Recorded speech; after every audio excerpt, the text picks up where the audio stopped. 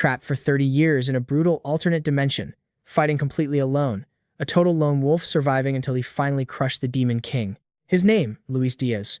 After decades of relentless bloodshed, he finally made it back home. But Earth. Earth had been overrun by horrific monsters, but Diaz hadn't lost an ounce of his god-tier power. Armed with an ultimate skill, a piercing gaze, that could see straight through anything. Now, he just hunts down the most terrifying beasts on the planet, purely to cook them up. Because to him, monsters aren't threats, they're just fresh ingredients. Boom, cut to a ruined city. A blaring emergency siren shatters the silence. Static crackles over the radio. Rank 4 monsters are attacking and a high-level hunter has just been deployed to the strike zone. But before the dispatch can even finish, crunch, something utterly massive obliterates the radio. Freakish creatures are tearing the city apart. Out of nowhere, the hunter charges straight into the swarm. He freezes.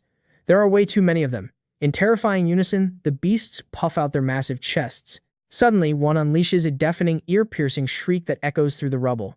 The hunter grunts, realizing that 10 of these things screaming at once is going to completely blow out his eardrums. He explodes with a blinding purple aura, shooting pure energy into the sky with insane force. The aura twists and morphs into a massive glowing energy whip, locking dead onto one of the beasts. Eyes narrowed, he smirks. Is this ugly thing already digging its own grave? But wait, a blinding flash rips across the clouds above. Everyone instinctively snaps their heads up. And then, boom, an absolute nuke of pure energy crashes down from the heavens. It vaporizes the monsters on impact. The hunter just stands there, jaw dropped. What the heck was that? A female hunter steps out of the dust clapping. She praises the captain for wiping the floor with them in a single strike. He shakes his head.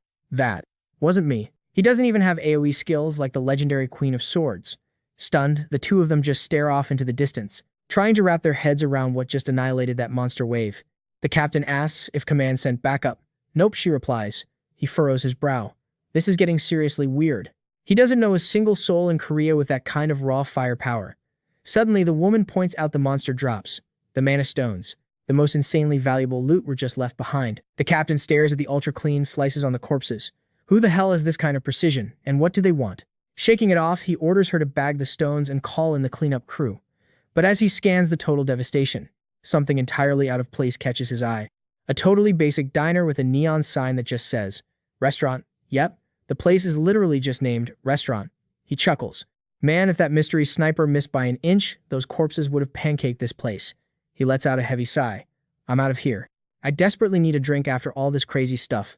Cut to our insanely overpowered MC, standing on a rooftop balcony smirking. He casually strolls away, wiping his mouth with a napkin like he just finished a light snack.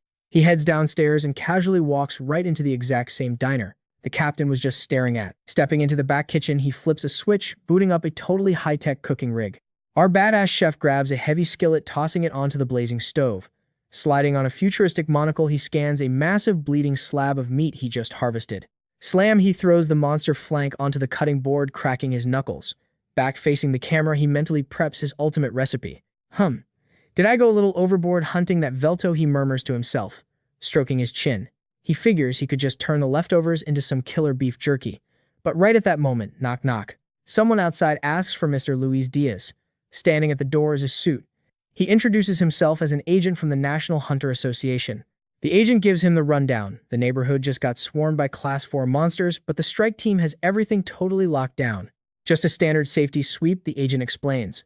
Our OP chef nods smoothly. With a friendly grin, he mentions how lucky it is that this block is mostly deserted, keeping casualties to 0. But mid-sentence, the agent sniffs the air. His eyes go wide. He leans in, literally sniffing the doorway. Whoa. What is that? Something smells absolutely incredible in there. Our guy just chuckles. Well, this is a restaurant, pal. Grumble. The agent's stomach aggressively answers for him. Blushing, the suit asks if the diner is open for breakfast. Because honestly, he hasn't had a single bite to eat since the crack of dawn. Ding, a bell chimes as a customer steps inside.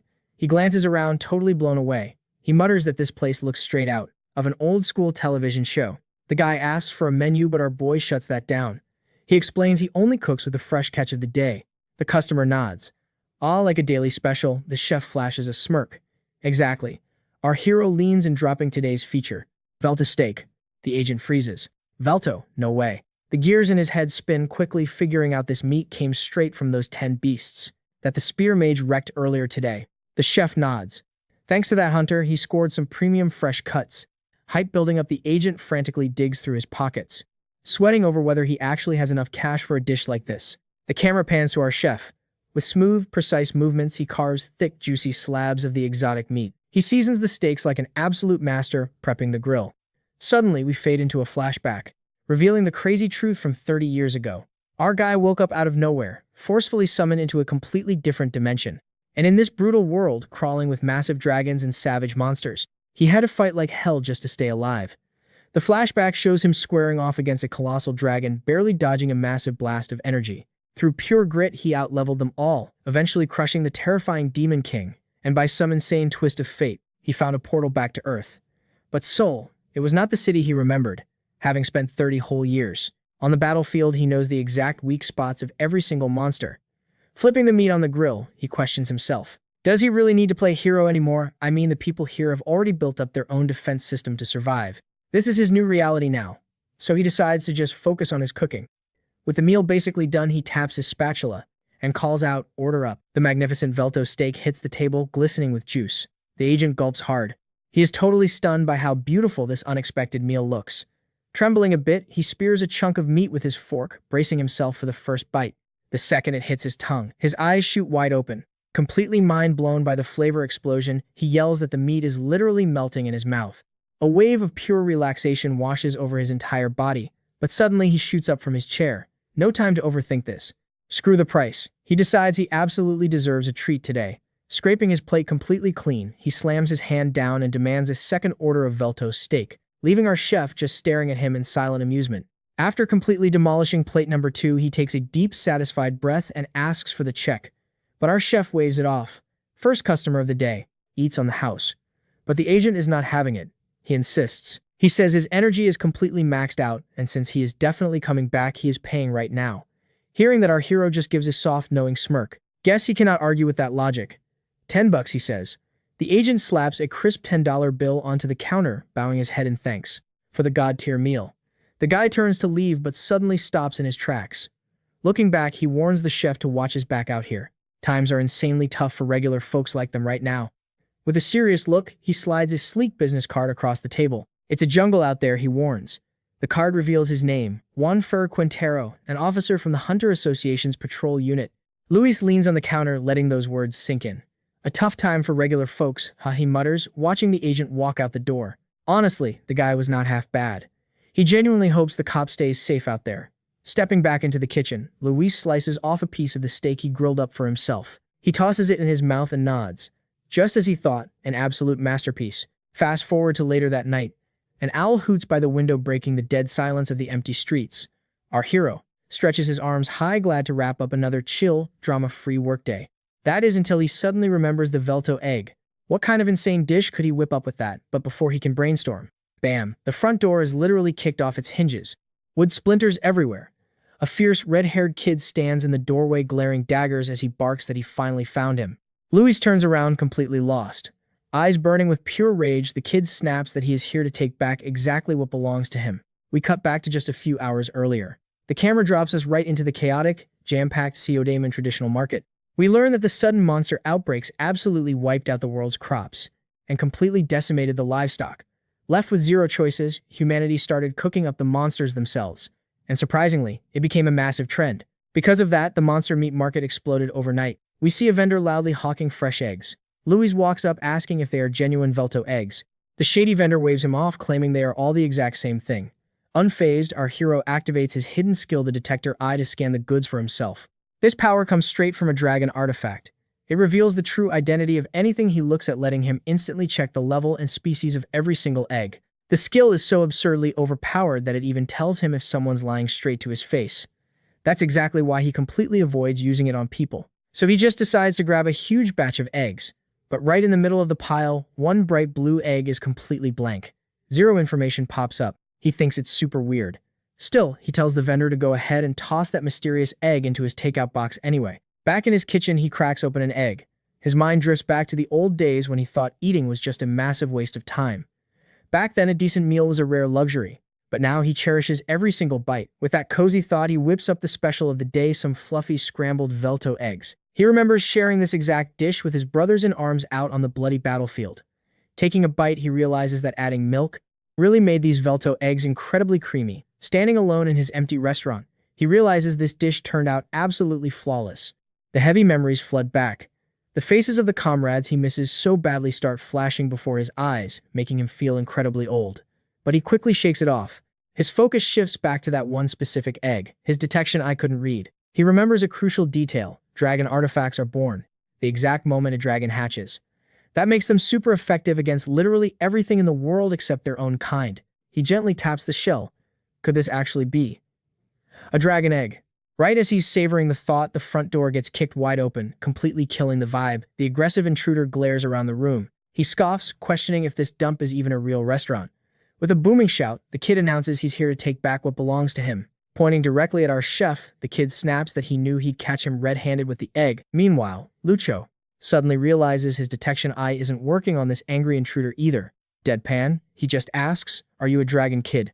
The red-haired boy freezes, totally caught off guard by the blunt question. Suddenly, the kid's entire body violently erupts into roaring flames. Lucho is actually amazed that dragons even exist in this world. Completely engulfed in fire, the intruder screams at the top of his lungs, demanding to know how the hell he figured out his true identity. The wild flames start scorching the ceiling, but honestly, Luis is just whining about the terrible property damage to his precious restaurant. He casually explains he's got an artifact that sees through absolutely everything except actual dragons. Lucho smirks. This just makes things a whole lot easier. The dragon kid is left completely dumbfounded. Lucho offers to hand the egg back, but on one condition: the brat needs to scrub this scorched mess first. This completely pisses the intruder off. But right at that moment, the fiery kid spots a glowing blue knife. He gasps, asking if that's an actual dragon scale. Then the smell of the cutting board hits him. His eyes widen in horror. He instantly recognizes it. It's carved out of a dragon bone. Absolutely foaming at the mouth with rage, the kid screams that this sick human is using his sacred people as cheap kitchen utensils. He snaps, launching a full power attack, firing off a massive, deadly energy sphere. He roars that this filthy human needs to die. But Lucho, he just looks ridiculously bored, like this is just another regular Tuesday for him. The intense blast sends him skidding straight backward. He lets out a heavy sigh, complaining that this kid is just making the cleanup job way harder for himself. Slowly standing up, Lucho unleashes a terrifying, heavy aura. He starts lecturing the kid about the true stubborn nature of dragons. Out of thin air, a heavy frying pan materializes right in his hands, ready for a brawl. With one clean, effortless swing, he literally bats the dragon's ultimate attack away like a baseball. The intruder's jaw hits the floor. He is completely paralyzed, unable to process the insane power this regular human just flexed. With his eyes glowing fiercely, Lucho steps forward. He coldly states that dragons only ever learn their lessons one way. Swinging his trusty frying pan down hard, he growls, "The hard way." The fierce display leaves the young dragon totally stunned. Suddenly, those exact words trigger a deeply buried memory. In a quick flashback, we see the protagonist ruthlessly demanding artifacts from this kid's father. The great dragon was deeply offended, absolutely furious at the sheer audacity of this puny human. But the son frantically tried to warn him. He screamed that this was the legendary, terrifying warrior Miro Lycus from what he witnessed 30 years ago. He knew his mighty father was about to get the absolute beatdown of a lifetime. Again, snapping back to the present, our hero finally realizes this flashy intruder is really just a snot-nosed kid. Sighing, he admits he doesn't actually have any beef with him. This completely throws the red-haired boy off. Taking a seat, Lucho gestures for the brat to come over so they can have a little chat about the massive mess he just made. The chef gives him a simple ultimatum: scrub the place spotless, take your precious egg, and get the hell out of my restaurant forever. He also drops a heavy warning: he really hates dragons, and if they talk again, it's going to get very violent. Terrified, the kid immediately drops to his knees and starts scrubbing the floor. Wringing out a dirty rag with his bare hands, the boy explains his tragic backstory. He was sucked in from the Espan continent through a freaky dimensional rift. The cook nods, totally getting it. Hesitant, the redhead asks if he's originally from Espan too. The chef finally drops the bomb back in their old world. He was known as Miro Lycus, but here he goes by Luis Diaz. The second that name drops, the dragon kid starts scrubbing the floor like an absolute maniac. He is now 100% certain this is the exact same monster who completely terrorized his father, seeing the floor practically sparkling. Luis tells the kid to pack up his junk and finally hit the road. But the boy shakily stands up, looking him dead in the eye, and asks why he never gave his father's sacred relics back. Hearing this, the cook instantly recognizes the heavy aura radiating from him. Remembering Edmund Rex, the flame dragon, our MC motions for the guy to come closer. He casually drops that he actually stopped beating up dragons about 30 years ago. He asks the kid his age, who reveals he's in his early 50s. The protagonist smirks, pointing out he's actually the older one here. since he's pushing 60 himself. This completely shatters the dragon's worldview. Our guy playfully jokes, asking if it's because he's so incredibly handsome, making the kid blush hardcore. But the vibe instantly turns serious. He drops the bomb that back in those days the absolute only language dragons understood was pure unadulterated brute force. Our protagonist just cracks up, finding it absolutely hilarious to see a fierce dragon acting so wildly submissive. He goes on to clarify, he never actually killed a single dragon, and his cooking utensils were all gifts. As for his legendary relics, he sighs, explaining they got completely trashed during his brutal showdown against the Demon King. Realizing this is going to be a pretty long chat, he offers the redhead a nice cold, sweet drink to help him chill out. But the dragon instantly explodes. He furiously screams about how he actually dares to think a dragon would ever drink with a lowly human. But after screaming his lungs out, the dragon abruptly blacks out, face planting straight onto the table. Slurring his words like a total heavyweight, he mumbles that the human should honestly feel honored to even share a drink with a guy like him. Shifting gears, our protagonist asks if the mysterious egg belongs to him. The dragon immediately snaps back, yelling that it's actually his little sister. He explains that a massive dimensional rift tore open right inside their nest while their parents were gone. Curious, our hero asks just how long he's been stuck here. The kid admits it's been about half a year. The cook pauses, realizing that perfectly lines up. At the exact same time, he made his own return to Earth. Leaving the dragon totally confused, he explains he desperately needed some time to clean up the messy aftermath back there before finally settling down here. The kid then presses him, demanding to know why he's hiding out in some random restaurant, and he fiercely insists, arguing that a monster with his absurd level of power could easily conquer this entire world. But the dragon violently slams the table, screaming that humans are nothing but greedy parasites who only crave power. The hero calmly agrees with him.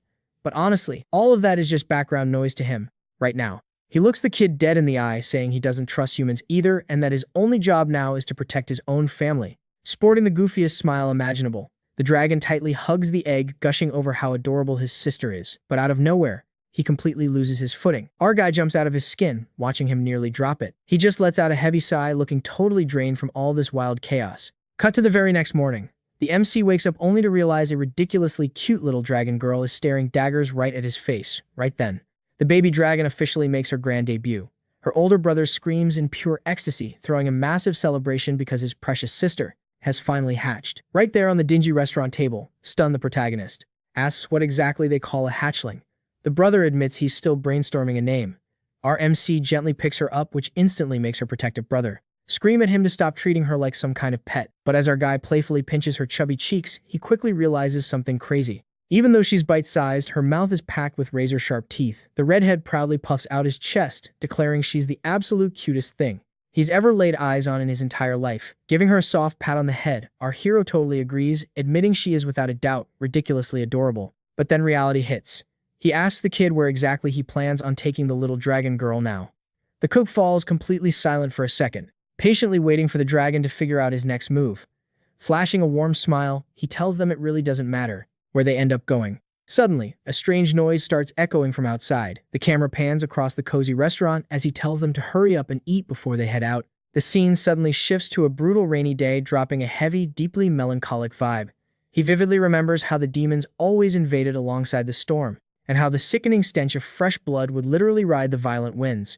A painful memory flashes through his mind. The final drink he ever shared with someone he truly loved. Their very last words echo in his head, begging him to finally live his own life. Snapping back to reality, he serves up a sizzling hamburger steak. The delicious smell makes the little dragon girl absolutely squeal with pure joy. The red dragon flinches in surprise, nervously asking if it's finally time to hit the road and exactly how much the meal costs. Our hero smirks casually, saying it's $10, but he can totally have it on the house today, which instantly makes the prideful kid feel super awkward. Jumping slightly in his seat, the dragon hesitantly asks if by any crazy chance he happens to rent out rooms in this joint. When he hears a flat no, his spirit is totally crushed. Our guy thinks to himself that maybe these fearsome dragons aren't always as intensely proud as the legends say.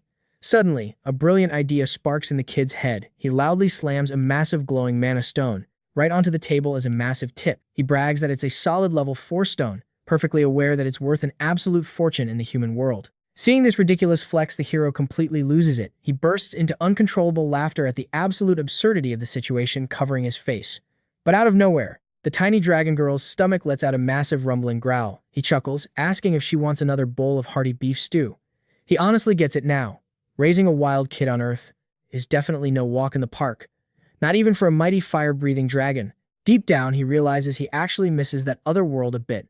He figures that even if he never gets to see her again, the longing still lingers. Flashing a warm smile, he tells them they can stay. No mana stone required. But the kid looks totally embarrassed, insisting he can't just crash there for free. So our hero finally accepts the gift. And suddenly, pitch black smoke starts swirling from his fingertip. Right then, a glowing energy portal rips open, right in the middle of the restaurant. The dragon is absolutely stunned.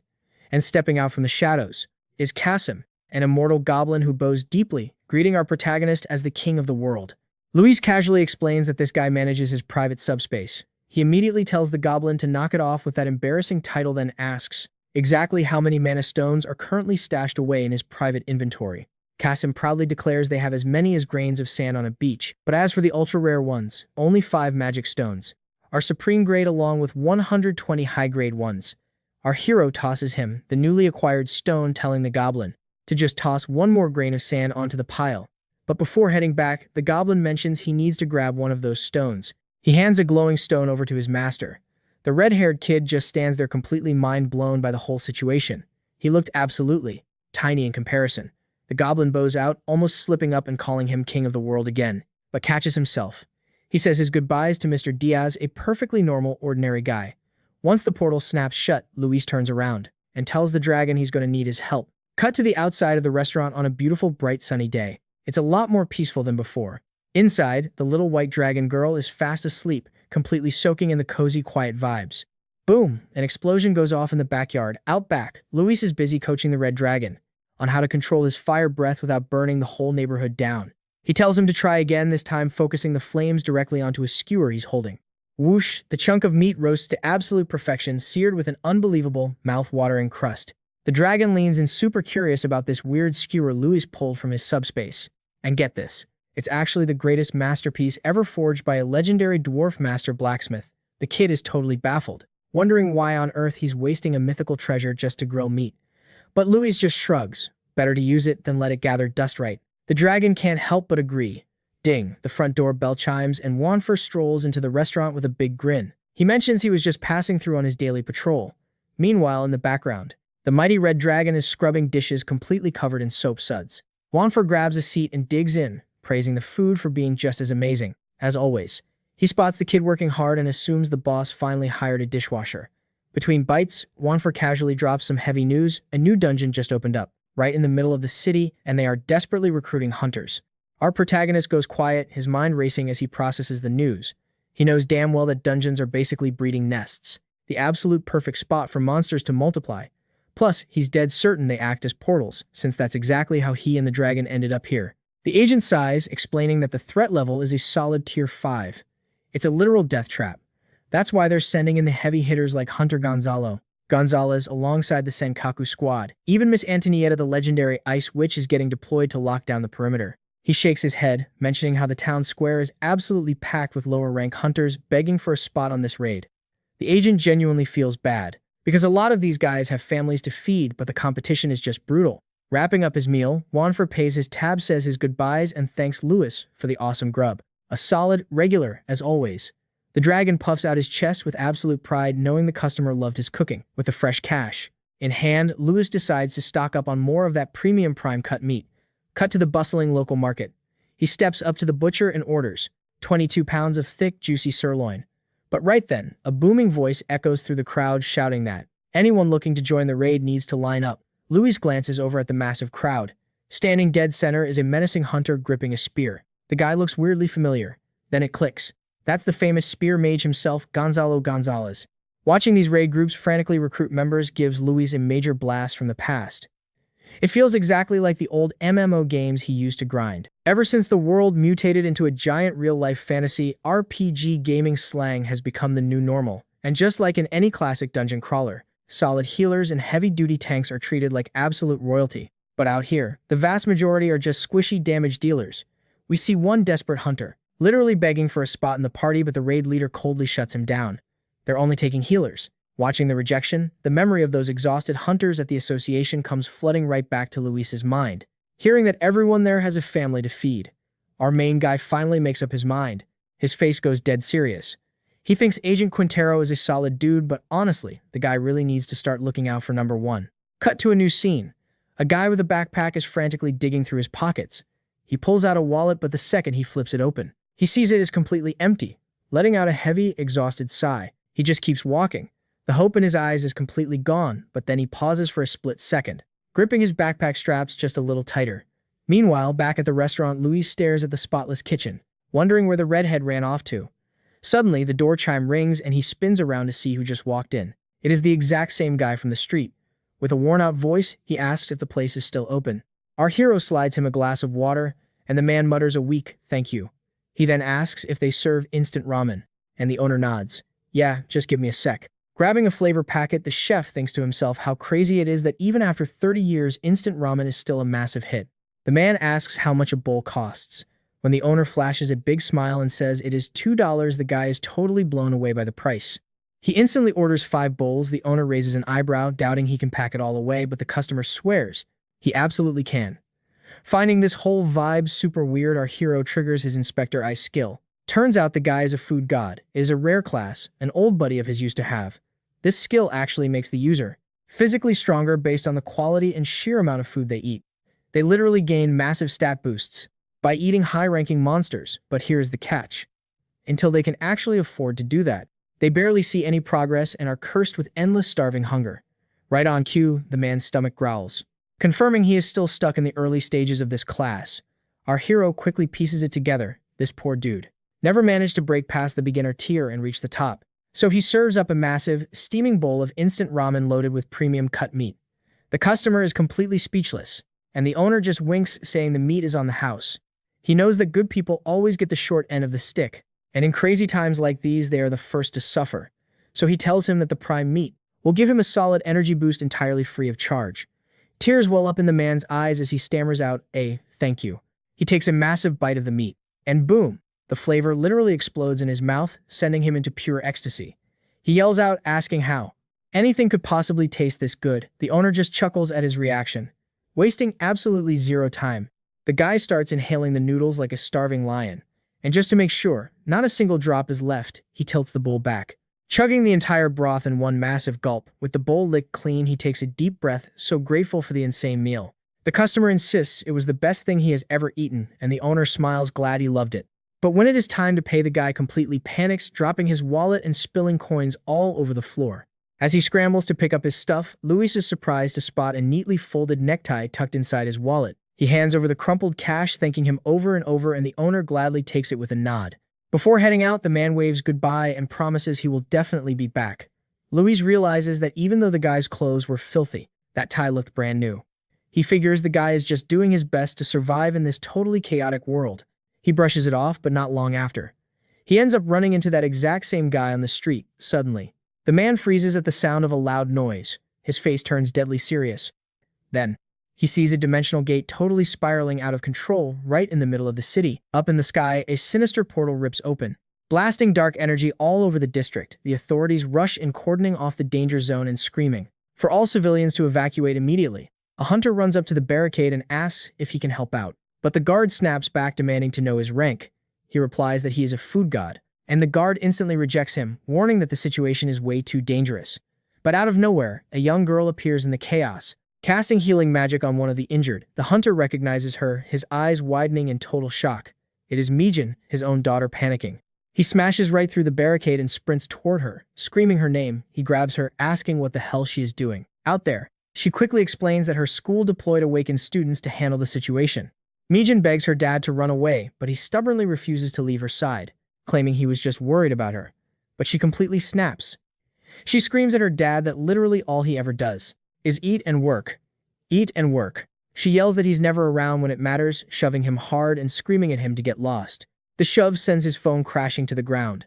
As Mijin turns around, she spots something weird lying on the pavement. She asks if it's a tie. Then she stares at her dad with total confusion, pointing out that he doesn't even own a suit. Right then, a glowing portal rips open. An armored boot slams onto the ground. Gonzalez and his elite hunter squad step out. They've arrived to secure the area. A gorgeous female hunter announces that the dungeon has been completely cleared. She praises the squad for their awesome teamwork, ordering the healers to gather up and treat the wounded. Mijin instantly sprints off to help. Her dad is left standing there frozen in place while the elite squad celebrates their victory. The scene shifts, dropping some lore about classes, basically the different skill sets used by awakeners, better known as hunters. There are 5 distinct stages to reach the master level by boosting your own stats. And young awakeners, they train at Cypher School to evolve. Once a person fully masters their first class, they can unlock a second one through sheer hard work. Anyone who pulls off this crazy feat is treated like absolute royalty by the Hunter Association. But if someone awakens a trash tier class, evolving becomes practically impossible. Because of that, it's honestly better for them to just give up and find a regular 9-to-5 job instead. We cut back to Luis. He's remembering the moment he awakened his 6th class during the final battle. Standing in his kitchen, he gets super annoyed, thinking this must be his absolute limit since he never managed to unlock a 7th. Suddenly, the redhead bursts into the room. Let's just call him Rodrigo. He's completely hyped, yelling that something insanely awesome just happened. Little Kuel actually spoke while munching on some fruit snacks. He holds up the tiny creature, begging her to say Papa.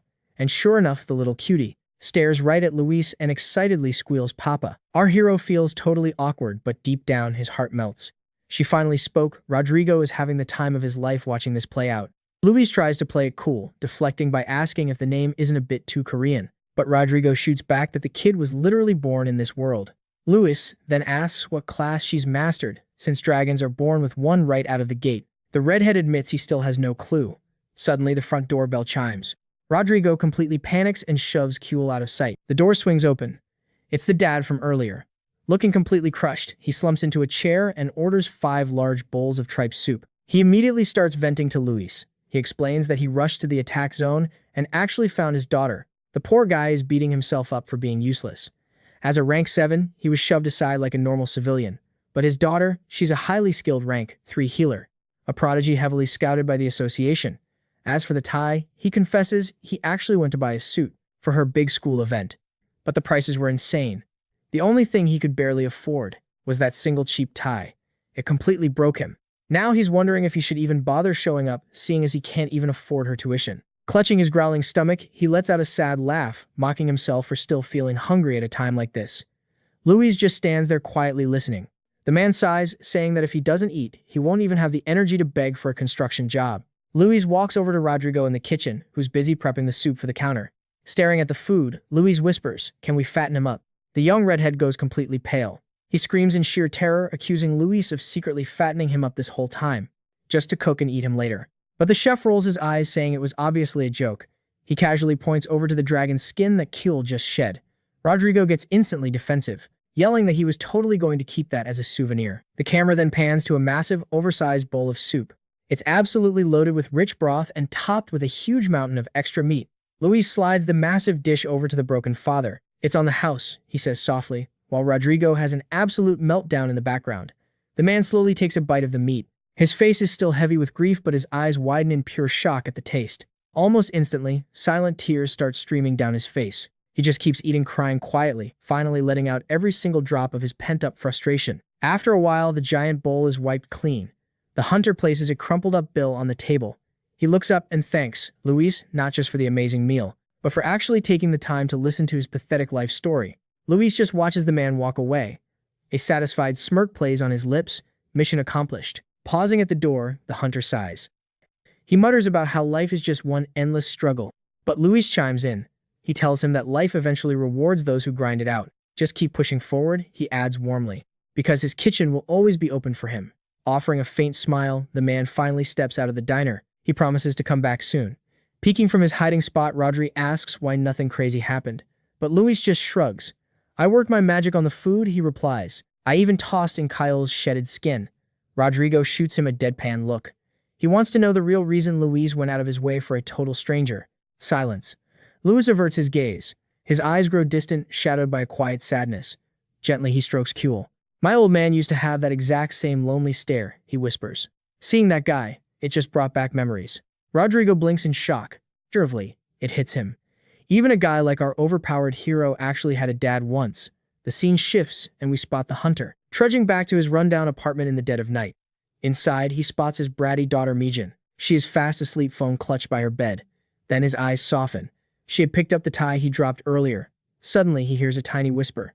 Half asleep, the girl murmurs an apology for blowing up at him. His heart melts. He gently strokes her hair. "It is okay, sweetie. Dad is sorry too," he whispers. Dropping to his knees, guilt washes over him. He hates that he cannot give his little girl the life she deserves. Tucking her in, he makes a silent vow. No matter what, she will always have his unconditional love. Fast forward to the next morning.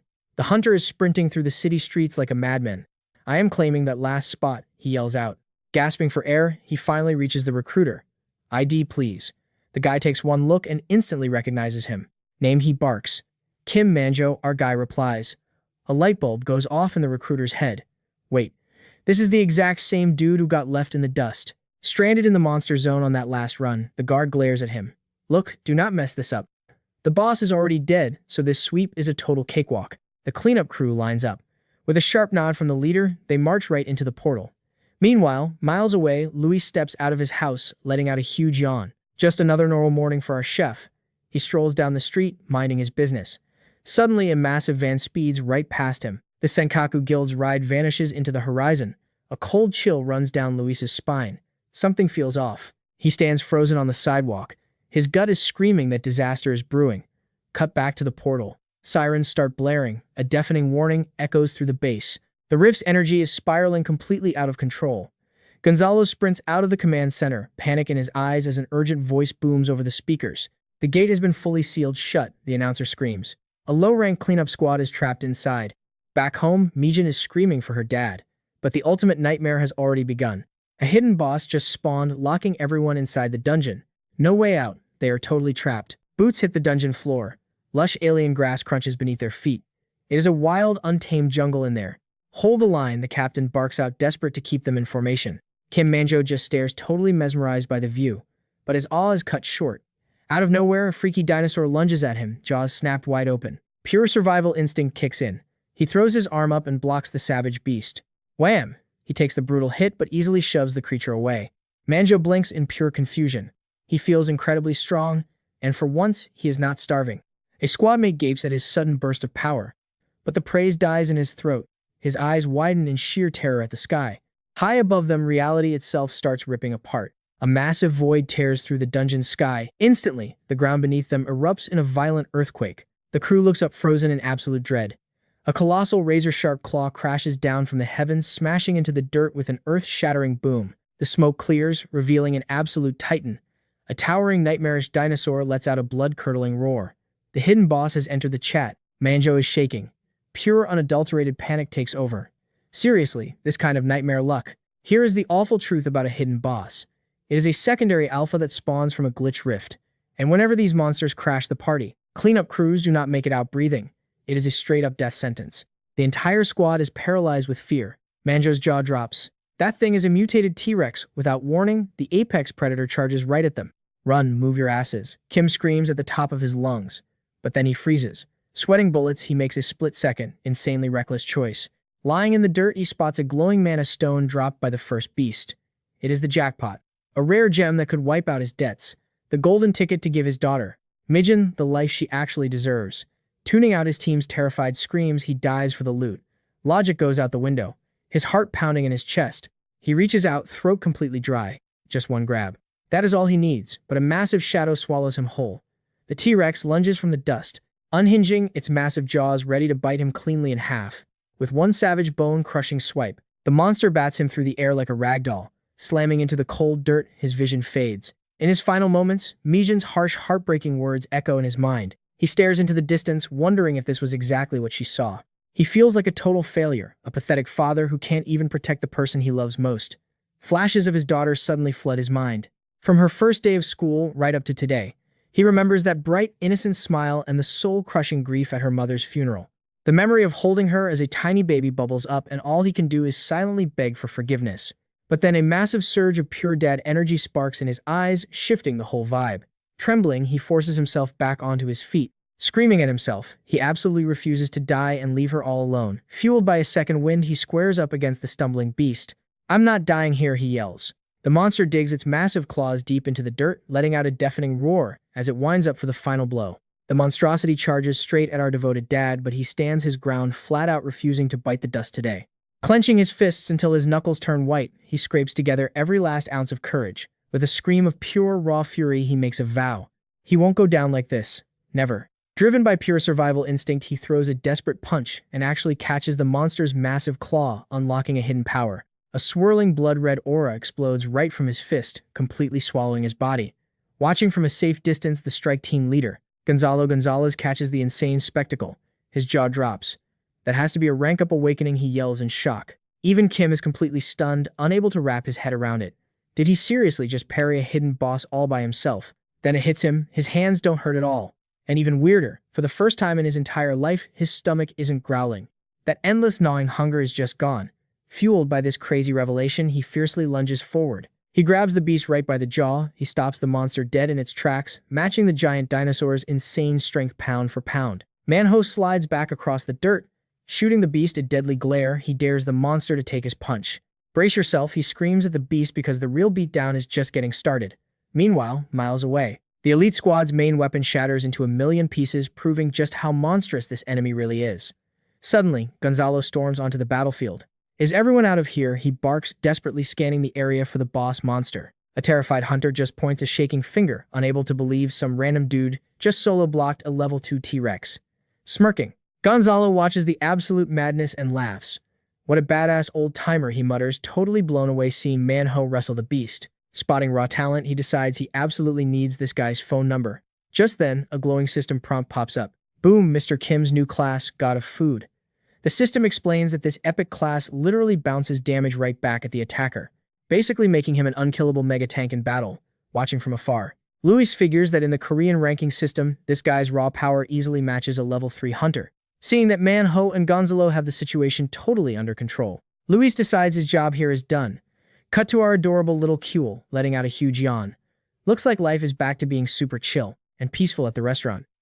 A newspaper, tossed on the table, runs a massive headline, Hidden Boss, Tigarax, finally bites the dust. The article praises Kim Manhwa as the absolute MVP and hero of the hour. He skyrocketed straight to level 3. The Hunter Association even publicly apologizes and promises a full retest. Meanwhile, Luis scoops up little Kuel. Whoa, someone's getting a little heavy, he teases. Kuel giggles and calls him daddy. Luis instantly panics, awkwardly trying to explain he's definitely not her dad. But the sweet kid just traps him in a giant bear hug anyway. Defeated by the cuteness, a warm smile breaks across his face as he hugs her back. Meanwhile, the TV buzzes with breaking news in the background. A radio broadcast warns everyone about a weird string of petty thefts sweeping through the city. Apparently, the thief is obsessed with snacks and shiny junk, even snatching up expensive mana stones straight from the market. He completely zones out, lost in the news report. Right next to him, little Kuel is happily splashing around in some water. Looking cute as a button, she waddles over and hands her dad a cup filled to the brim with water. Just as he's about to sip, Rodrigo busts through the kitchen doors. Stop, do not drink that, he screeches, looking absolutely horrified. He warns him that cup is a biohazard swimming with gross bacteria. Turns out little Kuel was reading this cute picture book, all about natural drinking wells. A terrifying chill runs down Luis's spine as the dark realization hits him. To a toddler, the toilet bowl looks exactly like a magical water well. Gross. Moving on, Agent Juan takes a huge bite of kimchi. His eyes widen. Man, this is out of this world. Our main guy just smirks. He explains he only uses top-tier premium ingredients.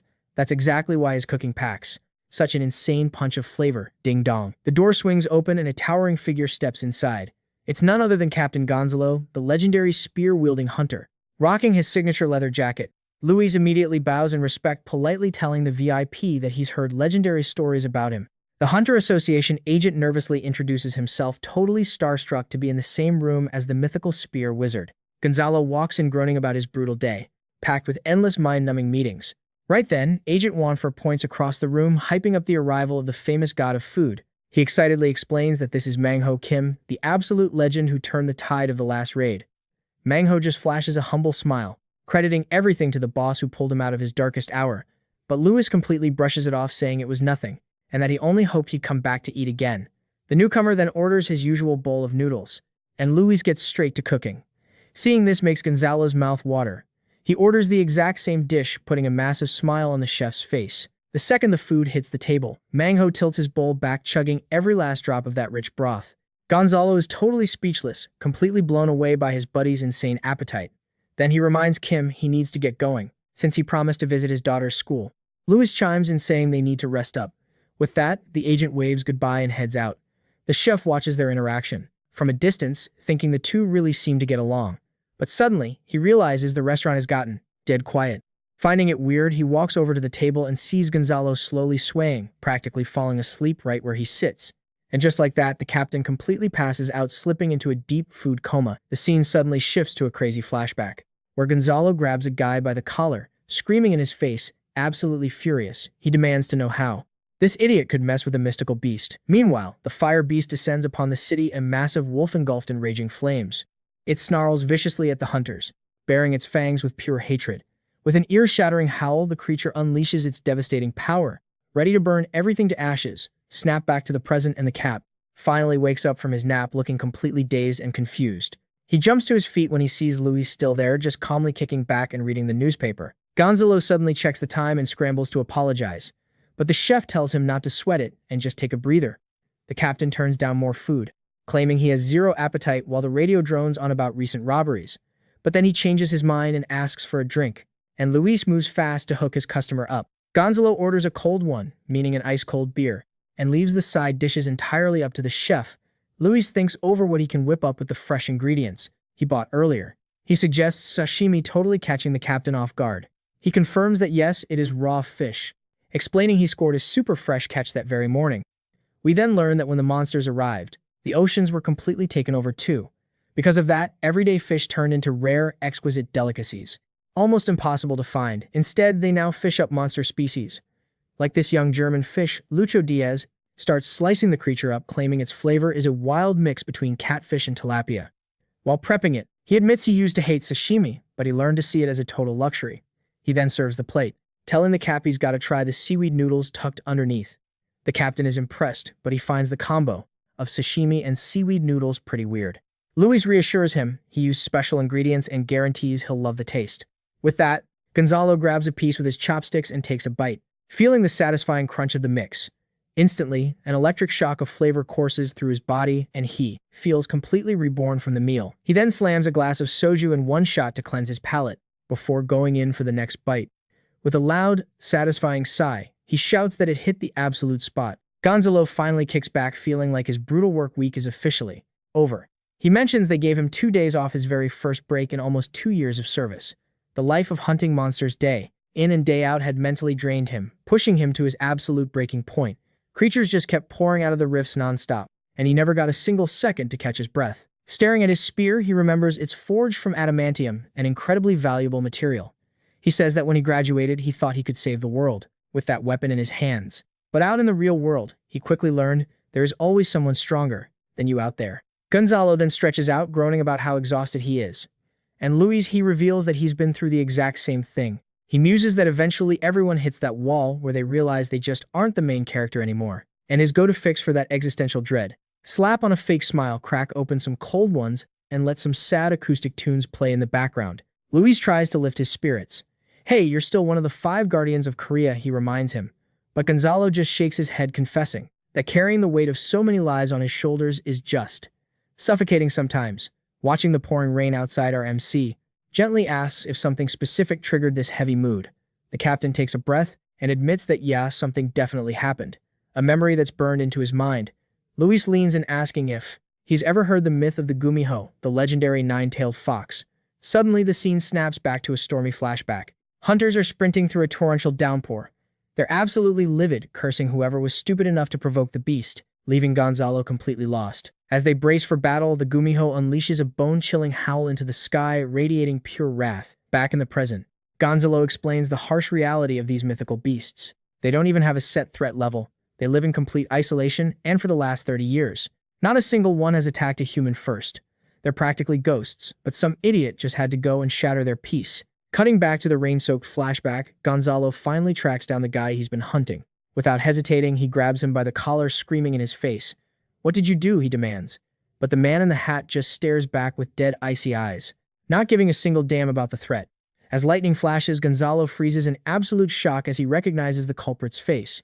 His partner screams his name, breaking him out of his trance. The Gumiho lets out an ear-splitting roar of pure agony, its crimson flames lighting up the pitch-black sky. The massive beast leaps onto a skyscraper, and a voice bellows out, demanding everyone get into formation. Gonzalo takes the lead, roaring at the strike squad to give it everything they've got. Above them, the creature begins funneling raw, volatile energy into its tails, charging up a catastrophic attack. A colossal pulsing sphere of fire manifests, radiating so much immense power that the very earth begins to quake. Suddenly, the Gumiho unleashes hell, raining down a relentless storm of fire upon the entire city. Its demonic eyes glow with a hypnotic, blinding light, instantly paralyzing anyone foolish enough to lock gazes with it. Because of this, dozens of hunters just drop their weapons, passing out and falling into a terrifyingly deep trance. "Don't look at the flames," a subordinate shrieks, frantically warning everyone of the incoming strike. A massive fireball crashes directly into a hunter's magical shield, shattering it into a million pieces from the sheer raw force of the impact. Gonzalo and his partner dive backward at the very last second, barely surviving the shockwave. The woman immediately channels a spell into her gauntlet, projecting a massive glowing magic circle right beside her to act as a barrier. Multiple overlapping energy shields materialize just in time, deflecting the Gumiho's deadly barrage of fire. Spotting a split-second opening, the captain readies his heavy spear, which suddenly ignites with an intense, crackling purple aura of sheer power. Using the floating shields as stepping stones, he launches himself into the air, striking the beast with blinding speed from multiple angles at once. The elite hunter goes into a steep nose-dive, spear gripped tight, ready to deliver the killing blow. With a blood-curdling scream, he commands the raging creature to fall silent once and for all. The tip of his spear slices through the dense air, plunging straight into the colossal fox's neck. It lets out a devastating roar of pure agony. But right then, a single massive tear wells up in the monster's eye. Gonzalo catches that heartbreaking gaze, but momentum has already taken over. It's way too late to pull back, and the captain violently drives the strike home. Flashing back to the present, he reveals the brutal truth. That bloodbath lasted all night without a single moment to breathe. And when they finally brought the monster down amid all the chaotic screaming, he heard a faint whimpering. Lying there in the mud, he found a tiny defenseless fox cub curled up into a ball and crying in the pouring rain. His heart sank into his stomach. They had just slaughtered a desperate mother trying to protect her newborn baby. The sickening truth. Gentlemen's eagles had been ruthlessly hunting the poor cub down. The mother wasn't attacking. She was just trying to save her kid. Gonzalo's voice cracks as he calls it a massive mistake. He knows even the smartest students screw up, but he firmly states that as guardians, they absolutely cannot afford to make fatal errors like that. With a heavy sigh, he tragically reveals that they had to put the newborn cub down too. Seeing his pain, Louis gently reassures him. "You guys didn't have a choice," he says, officially closing the book on the tragic case of the nine-tailed fox, forever. Managing a small, bittersweet smile, Gonzalo nods along the heavy burden lifting off his chest just a little bit. He finally pushes himself up to leave, awkwardly chuckling that he overshared just because he was feeling so at ease. But our MC hops up too, calling out for another huge plate of that top-tier sashimi, this time strictly to go. The chef cheerfully agrees to whip it up in no time. As a beautiful starry night gently blankets the sprawling city outside, the scene shifts one last time back to the past, revealing the rogue hunter gentleman casually strolling down the pitch-black streets with Gonzalo right on his tail. Flashing back to the sabotage, we see him getting right in the guy's face. He screams at him, demanding to know what the hell he was thinking messing with a newborn. An apology isn't going to fix a damn thing. Not when so many innocent lives were put on the line. The argument ends. The captain just turns his back, his face a picture of absolute defeat. He trudges through the rubble, carrying the heavy burden of that night on his shoulders. Cutting back to the present, Louis thinks back to the nine-tailed foxes, the Gumihos he'd encountered on his own continent. Normally, they never attack humans, but he still had to kill 2 of them anyway. He regretted it both times. Those are the kind of dark memories you just can't shake off. Meanwhile, in the distance, the captain walks through the ruined city carrying a nice little sashimi takeout. Ready to eat at home, he opens the package, his only tiny comfort from that brutal night. Still, the memories cling to him like deep scars. The screams still echo in his head. Suddenly, a sound. Footsteps. His hunter instincts instantly flare up. It's like he's reliving the nightmare all over again, the flames a burning reminder of his biggest mistake. Out of the shadows steps a tiny paw, inching slowly toward the captain. It's the Gumiho cub, but now it has 3 tails, bringing its own fiery glow. Gonzalo finally drops the truth bomb. He couldn't bring himself to kill the baby fox on that pouring rainy night. We flash back to the past. The tiny newborn is curled up in a ball, whimpering under the heavy downpour. Maybe it was the lingering gaze of the cub's mother, but he just couldn't do it. Crouched down, he cursed himself for being such a weak guardian. Back in the present, the cub happily scarfs down the sashimi. The captain asks just how many mana stones the little guy stole to grow 3 tails so fast. But the little fox completely ignores the lecture, trying to swipe the whole food bag instead. Acting purely on instinct, Gonzalo grabs it by the tail. Big mistake. The Gumiho gets furious. Baring its sharp little fangs, the creature blasts him with fireballs. The little guy is already packing some serious power. He barely dodges the flames, trying to reason with the angry furball. He begs for just 1 minute to explain. He warns the cub that the Hunter Association is about to make their move. He can't protect it inside the city anymore. Gonzalo slams the tip of his spear into the ground, demanding the Gumiho leave. He only drew his weapon to scare the poor thing. Heartbroken, he says his final goodbyes. The fox whimpers, not wanting to leave until Gonzalo finally screams at the little guy to get lost. The Gumiho finally runs off into the deep woods. Gonzalo flashes a sad, heavy smile. He knows letting the cub go was the right call. Left standing alone in the dead of night, spear in hand, he yells one last time for the fox to stay away. The fox scrambles across the city rooftops, desperately looking for a safe spot to hide. But suddenly, it stops dead in its tracks.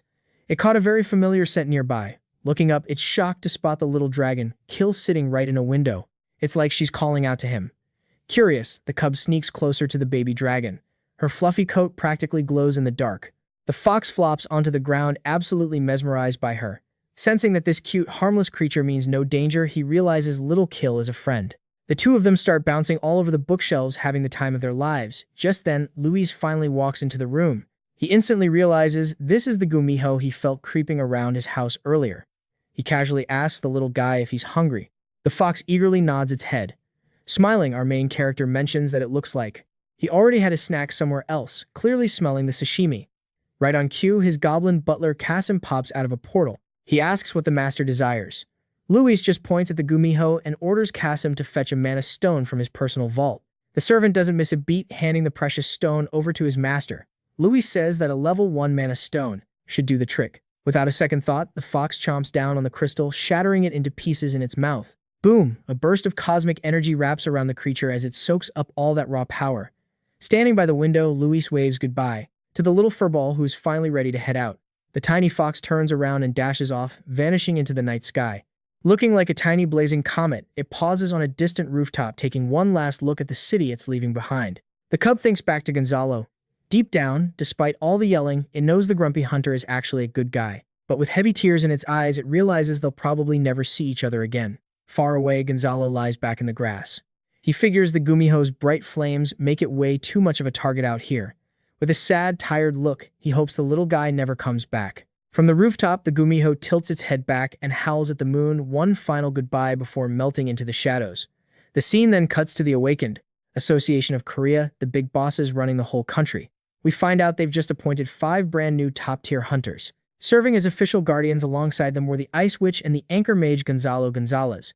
Right beside them stood the Knight, the Queen of Blades, and the Mage. On top of that, the association also deploys level 1 hunters for their most highly classified ops. But sitting pretty at the very top of this hierarchy is the association president, Benedetti, the most powerful man in the entire country. Sweating in his office, he groans about the blistering summer heat to Cheyenne, the blue-haired Ice Witch, who just watches him in dead silence. The Guardian casually offers to whip up some ice to cool him down, but he brushes it off. Summer is summer after all.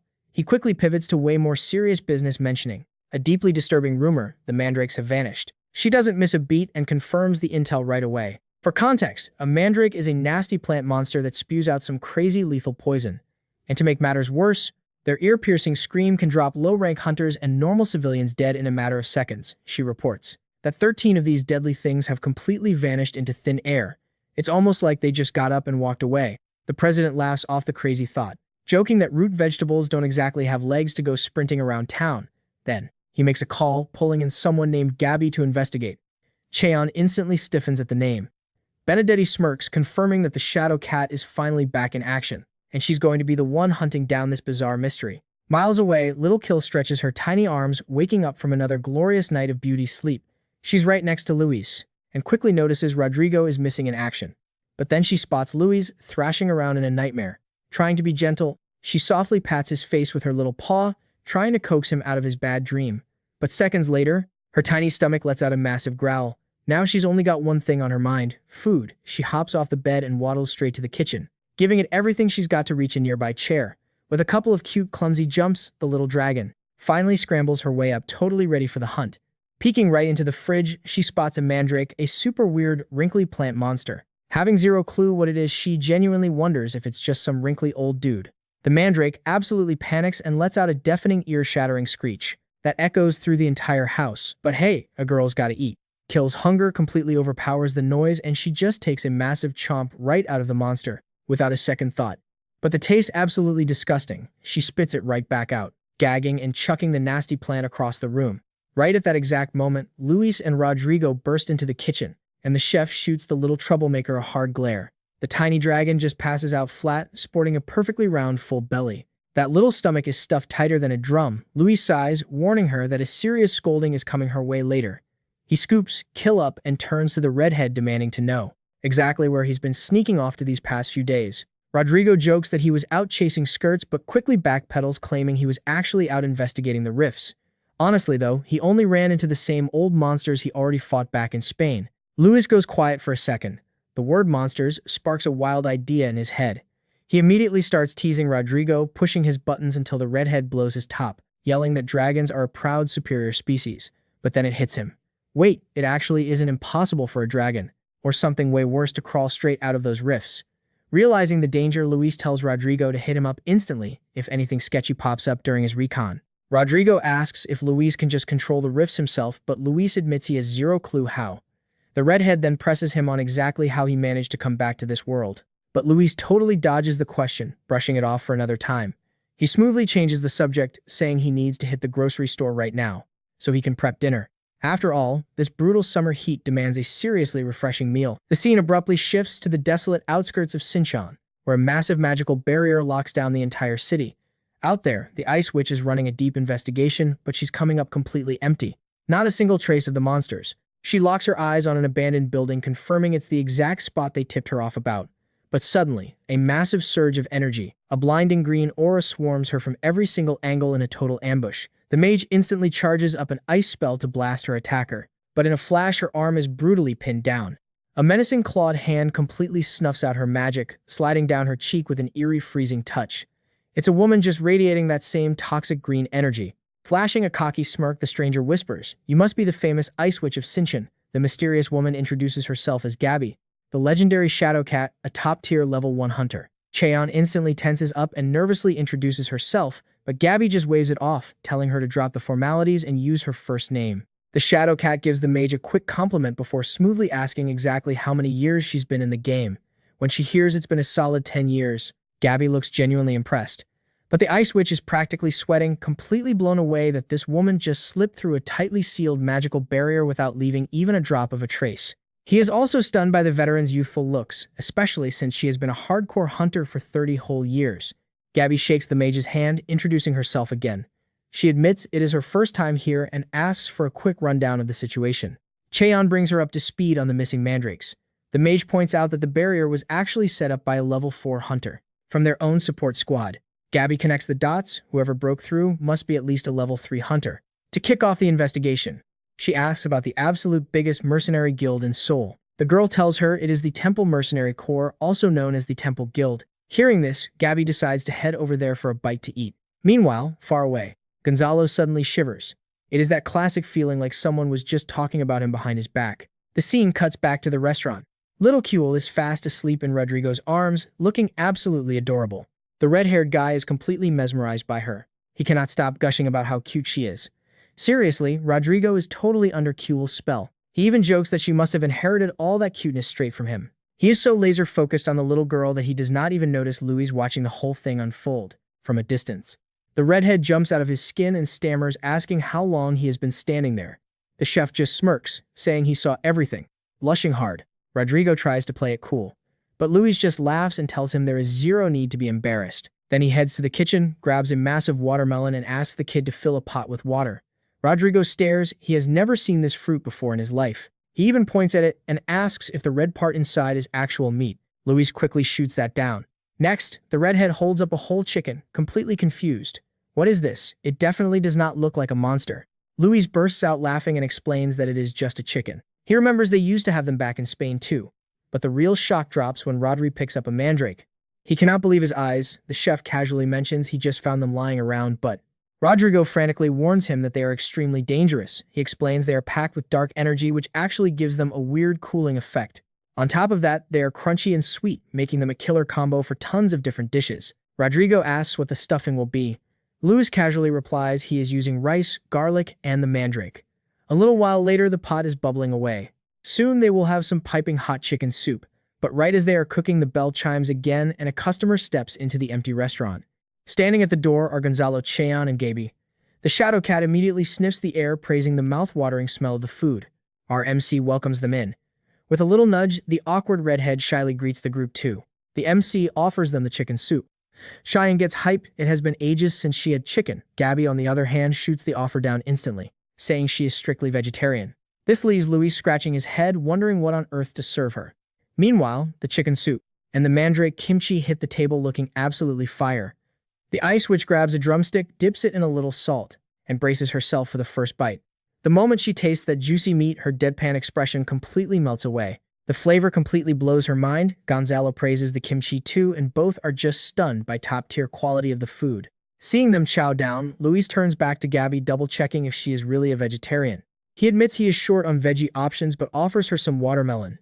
Instantly, her eyes light up. The hunter accepts in a heartbeat, begging for a slice. Luis explains there are tons of ways to enjoy watermelon, and today they are trying something brand new. Grabbing his knife, he scoops out all the juicy red flesh and chops it into bite-sized cubes on the cutting board. To top it off, he tosses in some strawberries, whipping up the ultimate summer dessert. Then he piles the fruit right back into the hollowed-out watermelon shell, setting up the perfect base. Next, he pours in some soda, making the whole mix fizzy and bubbling. Boom.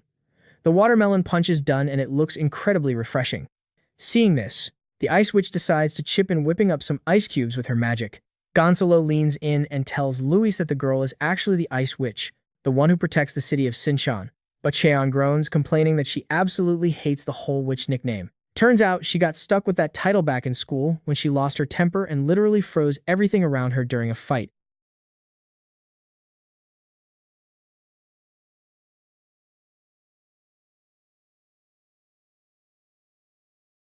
She just chuckles at the whole situation. Meanwhile, Luis is totally blown away by having so many top-tier hunters sitting right in his diner. His eyes lock onto the gorgeous Gaby. He sizes up the intense aura radiating from the rank one hunter, realizing she is easily as tough as a guardian. He hasn't seen a woman this stunning since his days in Spain. Flashing a warm smile, Gaby thanks him for the meal. That little gesture leaves Luis even more starstruck. By the time everyone finishes chowing down, the giant watermelon bowl is wiped completely clean. Rodrigo leans in and whispers to Luis about how incredibly pretty that woman was, and the chef totally agrees. He admits her beauty was way too flawless to be human, almost out of this world. Luis casually reveals she's actually an elf. He knew right away, because his detector eye skill confirmed it on the spot. Anxious, Rodrigo asks if she recognized them, but the chef waves it off, assuring the kid that she doesn't have a single drop of sensory magic. Still, this proves one terrifying fact. Monsters aren't the only things slipping through those dimensional rifts. His face darkens. He can't help but wonder if these other species are secretly plotting something big. Suddenly, he snaps Rodrigo out of his thoughts. The kid jumps, startled by the sudden shout. Luis smirks, telling the boy he's about to whip up something truly special for him. Now Rodrigo is hooked. Tying his apron tight, Luis orders him to grab a spoon. It's time to brew a legendary batch of watermelon soju. Meanwhile, the hunter trio finally arrives at the guild headquarters, hitting a dead end on the thief's trail. Gonzalo accidentally calls Gabby ma'am, and she takes it personally. Snapping back, she calls him a little brat. The captain groans in frustration. 0 witnesses, 0 victims. Honestly, nobody would even notice if a robbery happened. But Cheyenne isn't having it. Her team was monitoring the entire grid. They would have caught anything suspicious. Flashing a mocking grin, Gonzalo jokes that maybe some random guy just ate all the magical plants. Gabby quickly shuts down the banter, but the tense look in her eyes reveals the truth. This whole case is setting off massive red flags. She admits she has 0 hard proof, but her gut instinct is screaming that something incredibly dark and twisted is brewing in this city. As they walk away, Gonzalo whines about dragging themselves all the way out there just to get hit with such heavy news. His playful mood vanishes, leaving him deep in thought. He still can't wrap his head around the fact that Taeyong, the legendary temple captain, is actually retiring from the guild. Cut to a weary older man staring up at the starry night sky. The sheer exhaustion on his face says it all. He thinks back to how drastically the world has changed. Cold asphalt has swallowed up the green grass of his youth, and the sweet scent of flowers is completely gone. Now, everything just reeks of thick, metallic monster blood. Pushing past his crushing fatigue, he turns to his squad and issues a firm order. Keep moving forward. Protect every last survivor out there. Finally, he steps up to face a massive crowd of guild members. Taking a deep breath, he drops the official announcement. The case is officially closed for good. Fast forward to the next morning. Luis is flipping through the newspaper when the bold headline about the Temple Guild catches his eye. Suddenly, Little Kuel wakes up and excitedly tackles him with a massive hug.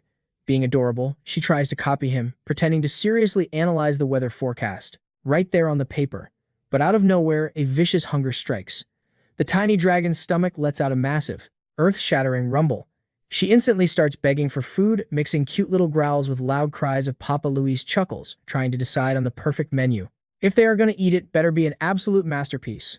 Life is way too short and a man only gets 3 shots a day to enjoy a truly mouth-watering meal. He gently tells Kuel to go wake up her big brother who is still completely knocked out. The little girl dashes into Rodrigo's room. Showing absolutely zero mercy, she body slams right onto his stomach. Rodrigo wakes up, screaming.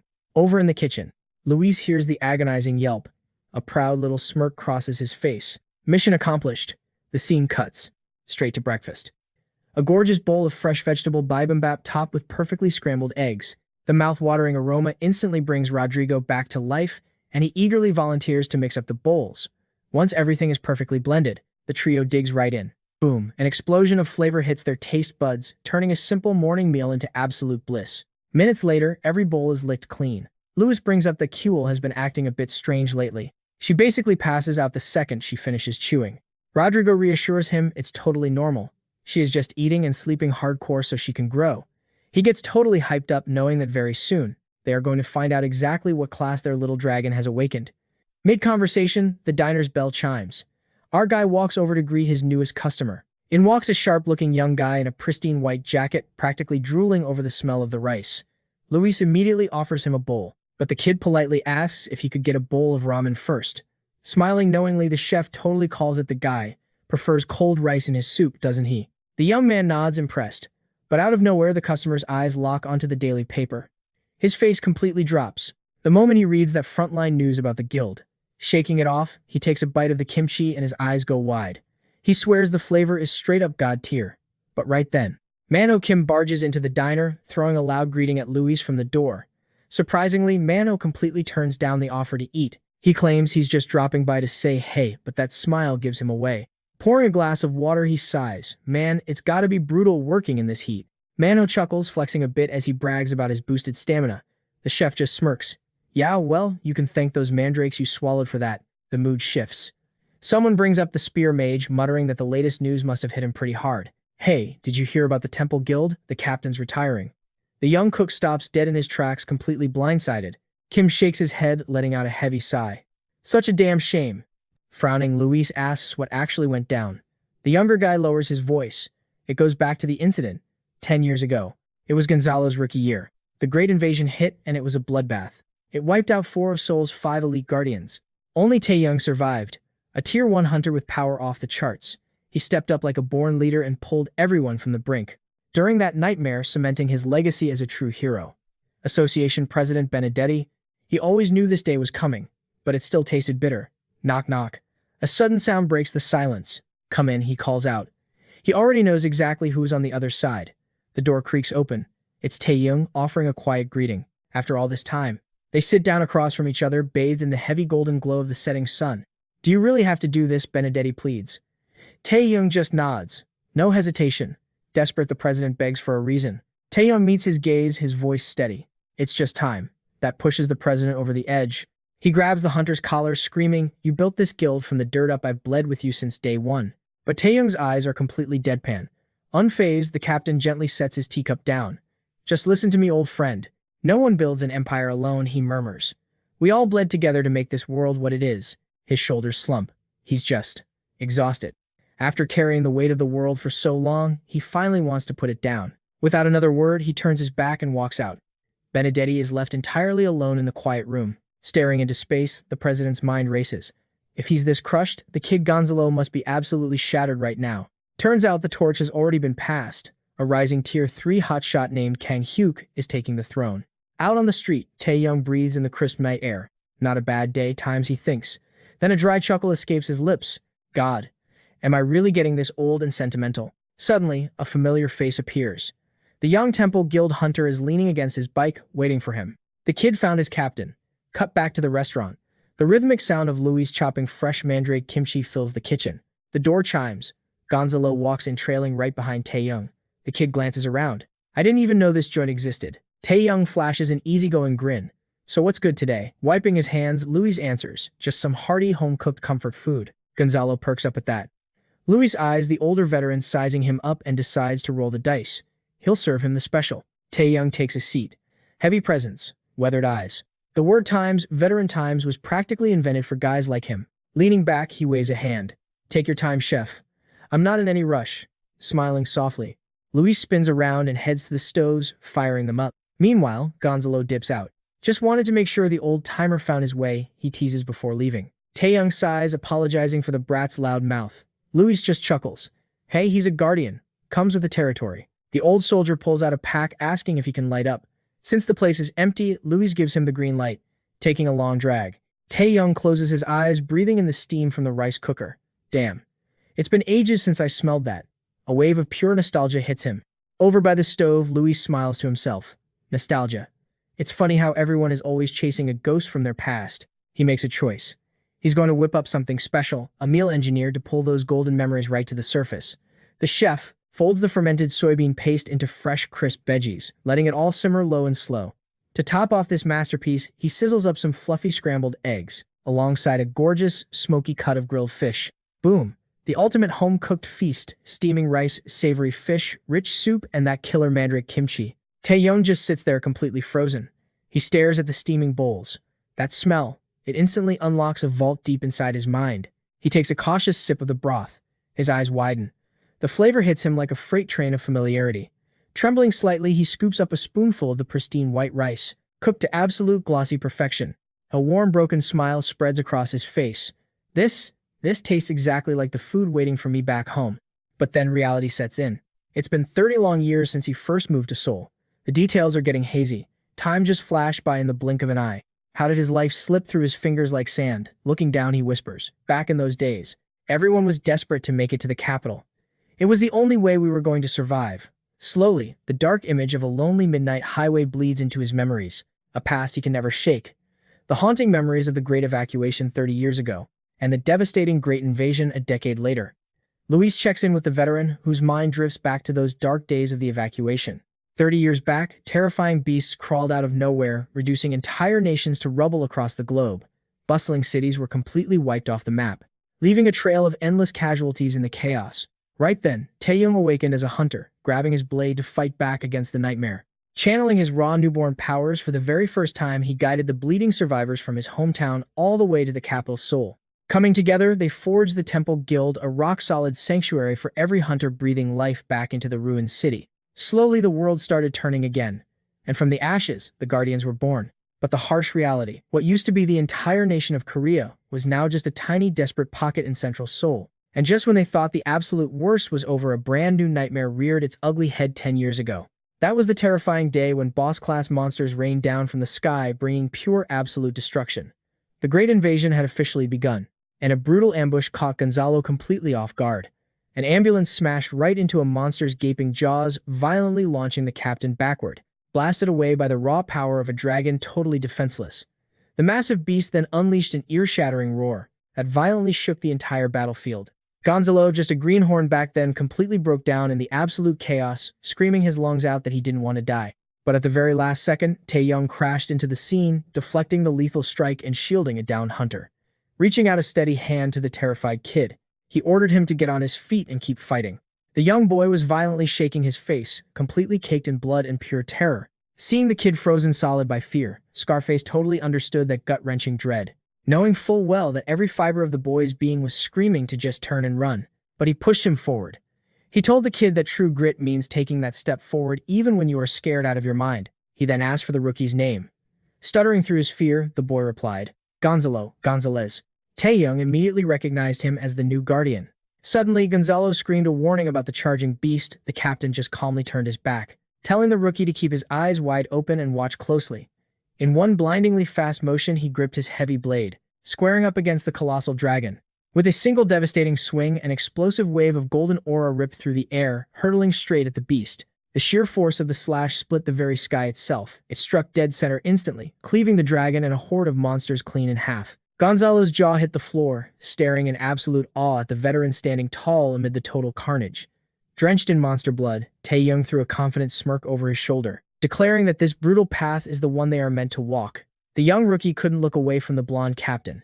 In that exact moment, the image of a true hero was permanently burned deep into his soul. Snapping back to the present day, Gonzalo pulls off his helmet, His eyes burn with absolute conviction, the look of a man ready to carry that heavy legacy. Trudging up a quiet, lonely hill, Gonzalo whispers that this peaceful spot is the perfect resting place for his master.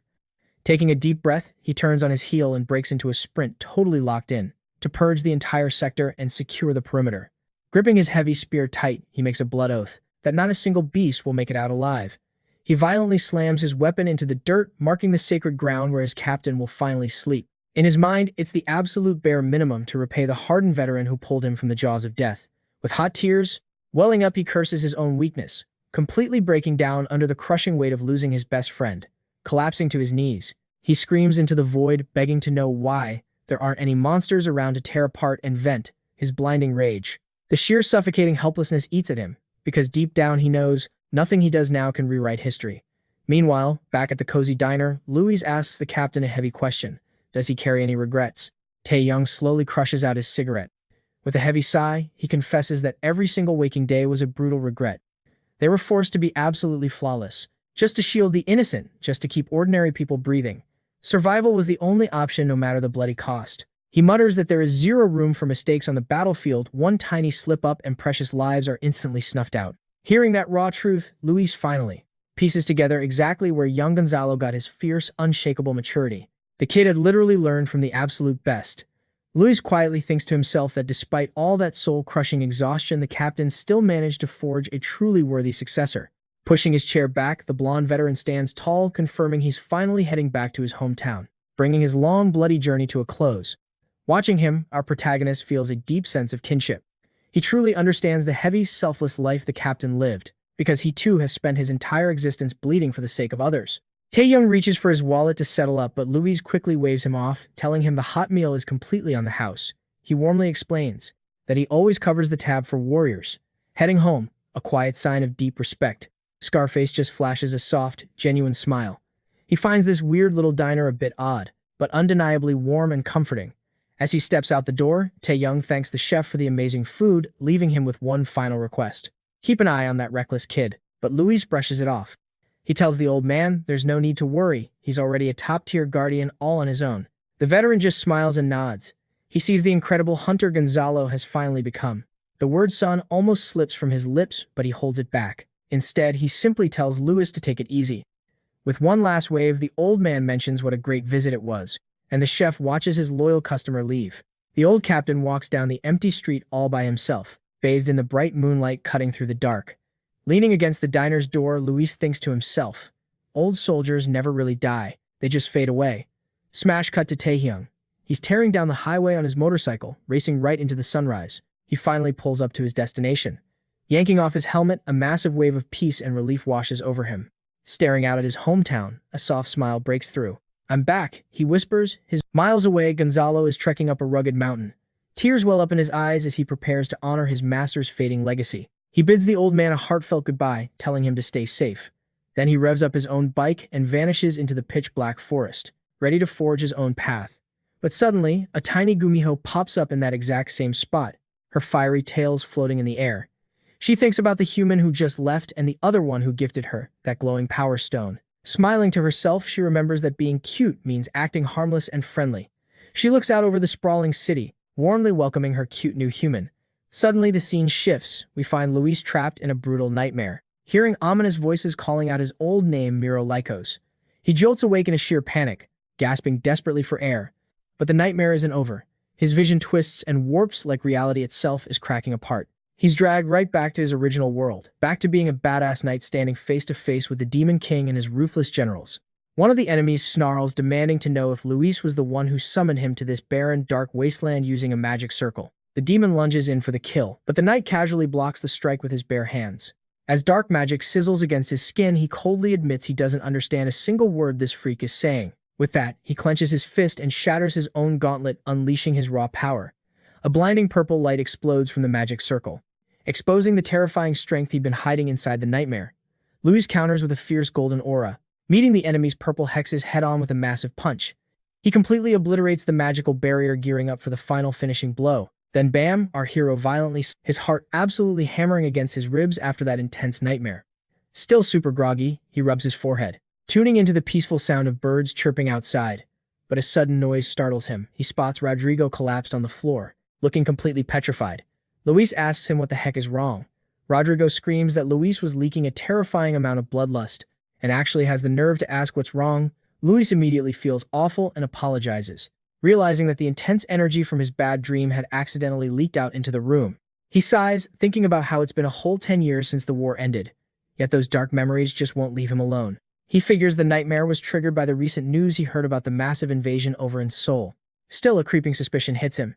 It feels like way too much of a coincidence to dream about the exact day he fought the Demon King. Even so, he stares out the window, highly doubting their paths will ever cross again in this world. Back at the house, little Kyle calls out to Luis. He just stands there with his arms crossed, totally clueless. Then he spots the floor, it's covered in messy scribbles. He lets out a heavy sigh, remembering she's literally just a baby, and drops to one knee to inspect the artwork. Keel happily announces that today's special is chicken. Luis points at one of the weird doodles, asking if that's supposed to be the chicken. She just looks confused. He moves on to the next masterpiece, genuinely wondering if it's a fish or a mermaid with giant arms. Gently picking up the tiny creature, he brings her close to eye level to talk. She instantly nuzzles her little face right into his cheek and calls him daddy. Just like that, our hero's tough guy act completely shatters. Melting, he quickly makes a deal, promising to cook up some chicken if she cleans up the mess on the floor. But out of nowhere, Rodrigo bursts through the door. He screams Luis's name, demanding to know what just happened. Luis seizes the perfect escape and orders Rodrigo to teach Keel how to properly mop a floor. The overjoyed kid calls Luis daddy again, which instantly makes Rodrigo super jealous of their tight bond. Ignoring him completely, Luis announces he's heading to the market, leaving the house in his hands. The scene transitions to a bustling street, packed with busy food stalls and a vibrant, festive vibe. We see him buying a massive pile of chicken, figuring it's for someone with a serious appetite. The stall owner tells him it's his lucky day, noting that everyone on the block is in a great mood. He nudges Luis to go check out the main plaza. Since a massive special event is going down right there, a sudden metallic screech echoes through the streets as a giant machine powers up. And then a towering golem bursts right out of the crowd. The people go absolutely wild over this brand new spectacle. Standing right in the thick of it all, Luis quietly watches the scene unfold until Gabby waves at him from a distance. She runs over, saying that she came just to catch the test run of this brand new model. She explains that it is a rideable class golem, powered entirely by magic stones. You can actually get inside and pilot it. Hearing this, Luis remembers seeing these before. He thinks to himself how these giant mechs pack a serious punch against massive monsters, but they have some glaring flaws. The biggest issue, they are way too slow to ever land a hit on small, fast-moving targets. Curious, he asks if the fact that it is pilotable means there is an actual person inside pulling the strings. She nods and drops a bombshell. The pilot is none other than Gearwalk, one of the only 3 rank 1 hunters in existence. You see, to even pilot this thing, a person has to endure the overwhelming energy radiating from the magic stone, which is a super rare trait. Right on cue, the pilot's face flashes across the Jumbotron, revealing the Golem Master himself, Kim Hyun, aka Gearwalk, flashing a huge happy wave to the cheering fans. Luis casually thinks the tech is cool and all, but it is way too expensive to ever bring in a decent return on investment. With nothing left to see here, he bids the girl goodbye. Flashing a sweet smile, she asks if his restaurant is open for business. When he nods, she says she is so glad to hear that, and promises to drop by for a bite sometime soon. The day finally wraps up, and as the sun dips below the horizon, our boy finally heads back home. But the second he opens his front door, he spots a huge puddle of water and a weird figure, standing dead center in his living room. It is a water spirit, an Undyne, chilling right there beside little Kuel. Suddenly, Rodrigo busts into the room laughing, and asks whose spirit just randomly popped out of nowhere.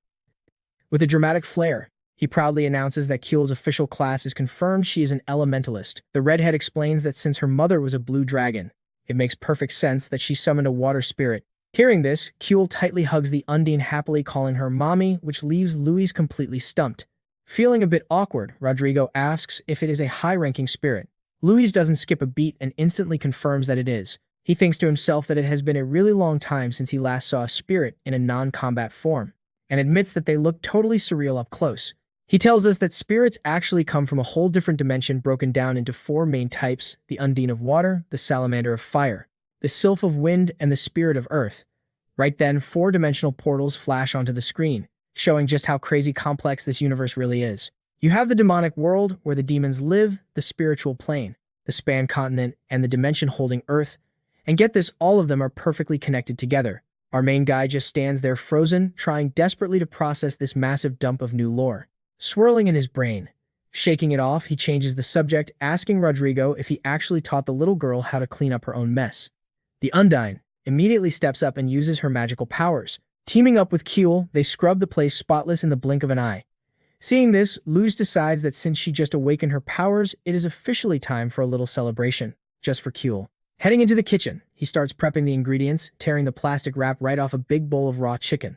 He generously coats the pieces in flour, explaining that tonight's main course is not just any regular fried chicken. He tells us that roughly 30 years ago there was this massive craze for fried chicken with tons of crazy flavors. With everything prepped and ready to go, he drops the battered pieces straight into the popping hot oil. They instantly sizzle and fry, but at the end of the day, the true foundation for all those fancy flavors was always just the good old classic simple fried chicken. The second he pulls the food out, Rodrigo absolutely loses his mind over the mouth-watering smell while Kyle eagerly gets ready to dig in. The little girl takes a massive crunchy bite right out of a drumstick, completely savoring her very first real meal. Louise just stands back and quietly watches her reaction, anxiously waiting to see what she thinks. With her face covered in grease, she lets out a loud, adorable scream of pure joy, absolutely blown away by the taste. Seeing her reaction, Rodrigo yells that he cannot take the torture anymore and needs to eat right this second. But our protagonist goes dead serious, warning him that in his world, your choice of fried chicken reveals your true soul. Flashing a dark, intense glare, he stares Rodrigo down and asks him exactly which piece he is going to eat first. Rodrigo instantly starts sweating. He gulps nervously, completely clueless about why the tension in the room just spiked. Cornered, he awkwardly grabs the chicken neck, asking how grabbing this specific piece could possibly say anything deep about his personality. Seeing him squirm, Louis bursts out laughing and says he was only messing around, finally giving everyone the green light to dig in. But little Kuel scarfs everything down so fast that Rodrigo doesn't even get a single bite, leaving Luis saying he totally saw that coming. To wash it down, he grabs an ice-cold Corona, claiming it hits way better with chicken than soju, liquor, or wine ever could. Mugs in hand, they clink their glasses, toasting to another incredibly productive day. Rodrigo finally scores a bite, and his jaw just drops, calling it absolutely mind-blowing. Right after Luis flawlessly debones a chicken wing, leaving the redhead totally stunned by his slick skills. He whines about bones being literally everywhere while Luis just cracks up at the whole mess. Suddenly, a massive boom startles little Kuel, making her stare blankly out the window. Out of absolutely nowhere, a massive fireworks display lights up the night sky, catching the whole group off guard. Our main guy quickly realizes that the crazy festival is actually still going strong. While a panicked Rodrigo legit thought they were under attack. Scooping Kuel up into his arms, he softly explains what fireworks are, instantly calming the sweet little girl down. Seeing her face light up with pure joy, he realizes this tiny dragon has literally never been outside, and wonders out loud when she's finally going to shapeshift. The redhead reassures him it will not be long now, prompting Louise to ask if she's going to breathe fire too. Flashing a super smug grin, he confirms she absolutely will, adding that he legit cannot wait for that awesome day to come. Honestly, he is already daydreaming about buying her cute clothes and tiny shoes, ready to show her the entire world. Meanwhile, somewhere else, the new Golem field test is in full swing with a massive drill tearing through solid metal. But the pilot is already groaning, complaining that this clunky machine is just way too heavy and the mana flow is acting super glitchy. Completely exhausted, the mech pilot Gearwalk finally drags himself into the locker room to catch a much-needed break. But he nearly jumps out of his skin when he spots a mysterious woman who casually points out it is the men's room. He instantly fires back, mocking her, asking if her old age has finally caught up to her to justify that weird nickname she has. Gearwalk then whines, but the woman coolly replies that she has already picked out a great spot to eat. He takes another cheap shot at her age, but she just brushes it off like nothing, dropping that the spot is over in Daemon. Right after that, she mentions how Captain Cataraja has officially retired, and that Gonzalo is definitely not handling the news very well. Gearwalk sighs, saying it is a real bummer, but admits it was high time the captain got some well-deserved rest. Staring off with sad eyes, Gabby quietly wishes she had a hometown to go back to someday. Quickly changing the subject, she asks about the new Mana Stone. He excitedly tells her the density on that thing is absolutely insane, confirming they pulled it straight from the brand new dungeon. But he drops a heavy hint that something feels totally off about that place. Gabby backs him up, explaining there are zero monsters inside, just a sky that started glowing. Some super creepy color. Right on cue, a mystical necklace starts glowing brightly as the pitch-black sky warns that something massive is about to drop. The camera cuts straight back to our main guy, who is already sensing this crazy dark energy, quietly bracing himself for whatever is coming next. The loyal butler Kasim reveals he has been secretly guarding the ancient relics ever since so many were wiped out during the brutal war. Back in the day, even almighty dragons would literally shake with fear, running for their lives at the mere mention of the name Mirolikus, Snapping back to the present, Lucho whips out a high-tech detector hanging around his neck called a mana rod, confirming the air is thick with raw magic. A bunch of other hunters swarm into the mine, totally wide-eyed at the absolute goldmine of potential this place holds. But suddenly, Luis feels his and instantly realizes the energy level here is way too overwhelming.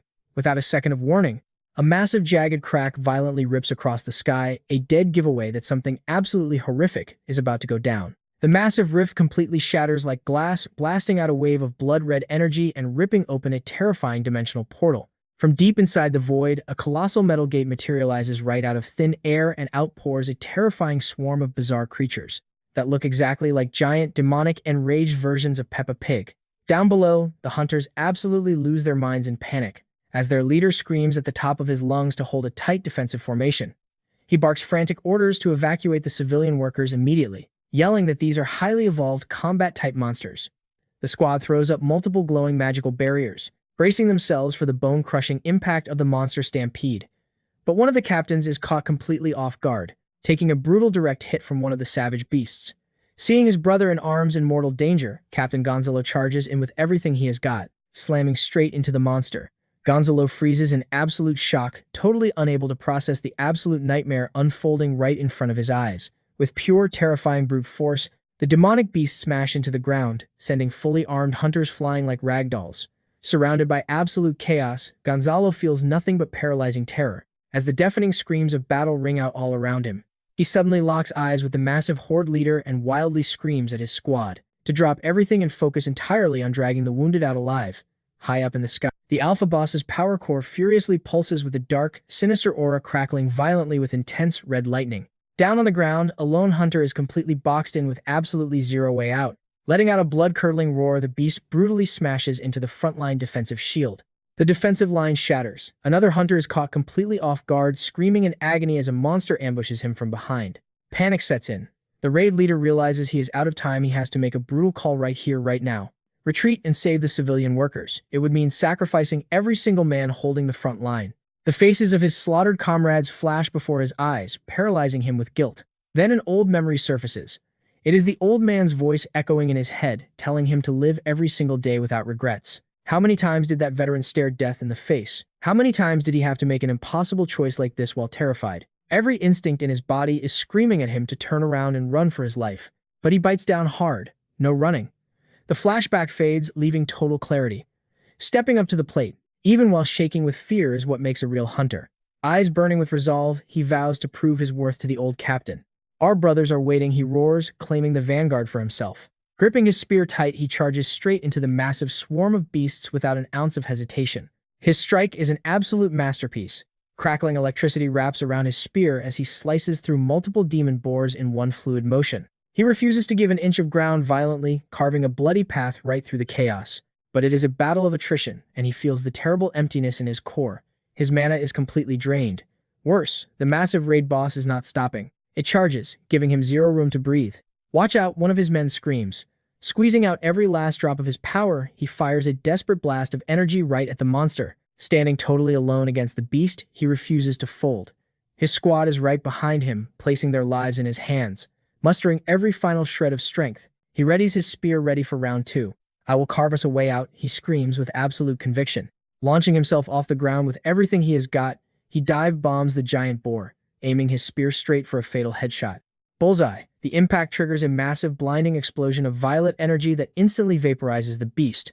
The sheer shockwave is so destructive, it literally carves a glowing trench right through the battlefield. Standing at the end of the crater, completely soaked in blood, he stares into the horizon. His eyes are glowing with raw, untamed power. He can actually feel his aura overflowing as wild purple lightning arcs off his entire body. He immediately yells for everyone to fall back and regroup, but a terrified soldier desperately points out a brand new threat. It is way too late. A second, even bigger boss monster is already ripping its way out of the portal. Looking at the sinister creature, the leader's jaw drops. He cannot process this nightmare. He is absolutely paralyzed by the impossible odds. Fall back. Now he screams at the top of his lungs, declaring he is going to hold the front line by himself. The new behemoth unleashes a deafening roar. Confirming the worst-case scenario, there are actually 2 raid bosses. Heavily bleeding and barely standing, he clings to the hope that backup is on the way. He just has to survive until then. But reality hits him like a truck. Looking at his battered body, he wonders how many seconds he actually has left. Out of nowhere, a blinding flash of light erupts across the dungeon. A mysterious silhouette materializes in the air. The raid leader whips his head around, completely shell-shocked by the sudden arrival of this unknown man. His squadmate freezes in place, utterly confused about who just crashed their raid. And then the impossible happens. The terrifying monsters instantly start crumbling into ash, dissolving into a glowing blue mist. The sheer pressure of this guy's aura is so overwhelming that even the massive boss monster is literally erased from existence. In the blink of an eye, the deadly battlefield is completely silent. The hunters are left totally dumbfounded. The army of monsters is just gone, replaced by a surreal shower of black feathers drifting down from the sky. Snapping back to reality, the leader rushes over to his injured soldier. "Hey, can you walk?" he asks urgently. The rookie struggles to his feet, insisting he is okay. It is just a few nasty scratches, though. His heart is still pounding out of his chest. Knowing the immediate threat is gone, the leader hauls him up by the arm. "We are falling back right now," he orders. Throwing the kid's arm over his shoulder, he yells at the surviving crew to evacuate the dungeon, while they still have the chance. But as he takes one last look at the empty crater, his mind is spinning. What the hell just happened here? High above them, our protagonist watched the entire bloodbath unfold. He lets out a heavy sigh, flashing back to a favor someone asked him to babysit that reckless rookie. Out on the battlefield, chilling on the edge of the cliff, he realizes that sure, he just saved a bunch of lives, but this stunt is definitely going to spark some massive rumors. Meanwhile, in another location, a hunter realizes his raid leader, a solid rank 2, has suddenly leveled up his power. Smirking to himself, Luis realizes that this crazy battle just forged the kid into South Korea's 4th rank 1 hunter, but his profound thoughts are interrupted by a massive rumble from his stomach. He is absolutely starving. Staring out at the gorgeous sunset, he decides that epic power scaling can wait. First priority, getting some grub. Cut to our guy crouched on the ground, struggling to light a tiny portable grill for dinner. "Man, this fire is pathetic," Rodrigo complains, telling him to just hold on a second. But right on cue, Luis casually strolls up carrying a massive stack of firewood, completely dropping the redhead's jaw. Rodri can only stand there, staring blankly at Lucho, like he has lost his mind. He figured it took him a solid 50 years just to master his own moves. But then, out of nowhere, Little Kill wanders right up to the open flame, sending Rodrigo into an absolute panic. Staring at it with wide-eyed curiosity, she just tilts her head to the side and innocently asks if this is the so-called fire. Without missing a beat, she summons Ondine again, pulling up a glowing magic circle, right in front of everyone's faces. The water spirit casually waves her hand, charging up a spell to snuff out the blaze. And boom, she dumps a massive tidal wave everywhere, completely killing the grill and instantly soaking the whole crew. With the fire totally ruined, our boy just lets out a deep, defeated sigh. Looks like he's got to go hunt down some more firewood to start from scratch. But man, tonight's barbecue is top tier. We're talking premium pork belly from that boss boar he just wrecked. Rodrigo reaches in to snag a bite, but Luis smacks his hand away, telling him to hold his horses. He proceeds to show him the right way to eat Korean BBQ, wrapping the sizzling meat perfectly in a crisp lettuce leaf. The redhead takes a bite and his mind is completely blown, swearing it's the absolute best thing he's ever tasted. Flipping the meat, Luis casually asks if Rodrigo is still scouting out the local dungeons. He drops the bomb that earlier today he ran into a massive horde of battle boars inside the mana zone. But here's the catch: they were way too aggressive and their tusks looked absolutely nothing like the ones from the Span continent. And to make things even crazier, the energy bleeding from the gate wasn't from Span at all. That little detail leaves Rodrigo completely speechless. Luis just meets his eyes with this dead serious glare. Earth might be linked to a completely different dimension. And the camera pulls back, showing us the horrifying bigger picture. Countless rifts are tearing open and connecting all across the vast universe. We then cut over to the Korean Awakened Association headquarters. The place is an absolute madhouse right now, as they scramble to review a completely unbelievable field report from the Incheon dungeon raid. Gonzalo is still in shock, explaining how this massive flash of light just wiped the monsters out of existence. His superior frowns, noting that the beta team reported the exact same phenomenon. They're desperately trying to figure out what the hell just happened. But the boss brushes it off for a second to pat the hunter on the back, congratulating him on finally hitting the master tier. Thrilled by the hype, our newly minted rank 1 doesn't waste a single second, so do I get a raise? But he immediately starts venting that he won't even have the time to spend that cash anyway. Seeing his burnout, the boss offers him some well-deserved time off. Remembering his crew out in the field, he shoots down the vacation day. Instead, he demands a fat bonus paycheck for his entire squad. Impressed, the director asks him what advancement class he's going to lock in next. Without hesitation, he grins. Heart of Steel. Now for you lore nerds, this class literally gives you a second life and buffs your defense to absolutely broken levels. He tightens his grip, knowing deep down that once he maxes out this skill tree, he'll be an unkillable tank. Flashing back to the brutal raid, he realizes that if he had this power back then, he could have bought his team the precious seconds they desperately needed. The boss nods, totally respecting the grind, and sends him off, promising they'll keep digging into the anomaly. Walking out, he affectionately calls the director a sneaky old fox. The old man just scoffs, grumbling about kids these days and their zero respect. Now, all alone in the elevator, his smile fades. That mysterious, blinding light, it didn't feel malicious at all. It actually felt warm. He stares at the ceiling, wondering if it was just some cosmic fluke or if a guardian angel actually stepped in to save their skins. The top-tier hunter connects the dots. Whatever triggered both of these insane events was packing a frankly terrifying god-level amount of power. And honestly, all humanity can do right now is pray to whatever's listening that this invisible force never decides to turn against them. We jump straight back to the campfire vibes. The plates are stacked with perfectly charred meat, and a crisp green bottle of soju hits the table to kick off the late-night talks. A shot glass is filled to the brim, setting the perfect mood. Rodri knocks it back, wipes his mouth, and looks over at our MC completely, shifting the tone to something way heavier. He leans in and asks, "That demon lord you fought out there, was he really that insanely overpowered?" Luis chuckles, admitting the guy's strength was straight up surreal. But hey, he smirks, leaning back. "Obviously, I was still the baddest dude in the room." Rodrigo stares quietly. "Do you still hate him, after everything?" The campfire suddenly flares up, casting shadows across Luis's face. The screen shifts to a brutal flashback as Luis reveals that the innocent people who took him in were mercilessly slaughtered by the villain's demonic army. Blessed with absolute god-tier magic, he couldn't just sit back. He chose to throw himself into the meat grinder using his overwhelming might to crush the demon lord's legions once and for all. But reality isn't a fairy tale. The war dragged on, turning into a seemingly endless bloodbath, and when the dust finally settled, he was the only one left standing. Every single one of his friends was gone. With absolute venom in his eyes, he tells Rodri that he despised that king from the very bottom of his soul. The visuals show him unleashing apocalyptic levels of magic, completely dominating the battlefield until he essentially became the sole ruler of that ruined world. Eventually, he hunted the bastard down, staring into his eyes and asking, "So, are you the so-called demon king?" But in that flashback, something crazy happens. The demon looks right back at him and asks, "Who exactly summoned?" Snapping back to the present under the starry sky, Luis drops the ultimate plot twist that supposedly pure evil demon lord was just another summoned victim dragged against his will into that hellscape. Rodri rubs his head, trying to process this insane lore drop, but Luis just nods slowly. It's the absolute truth. The final boss was in the exact same miserable boat as him. Rodri's mind is racing. Who on Earth or anywhere else has the terrifying authority to summon a literal demon lord? Shaking off the shock, the redhead finally asks the million-dollar question. "How the hell did you manage to find your way back to Earth after all that chaos?"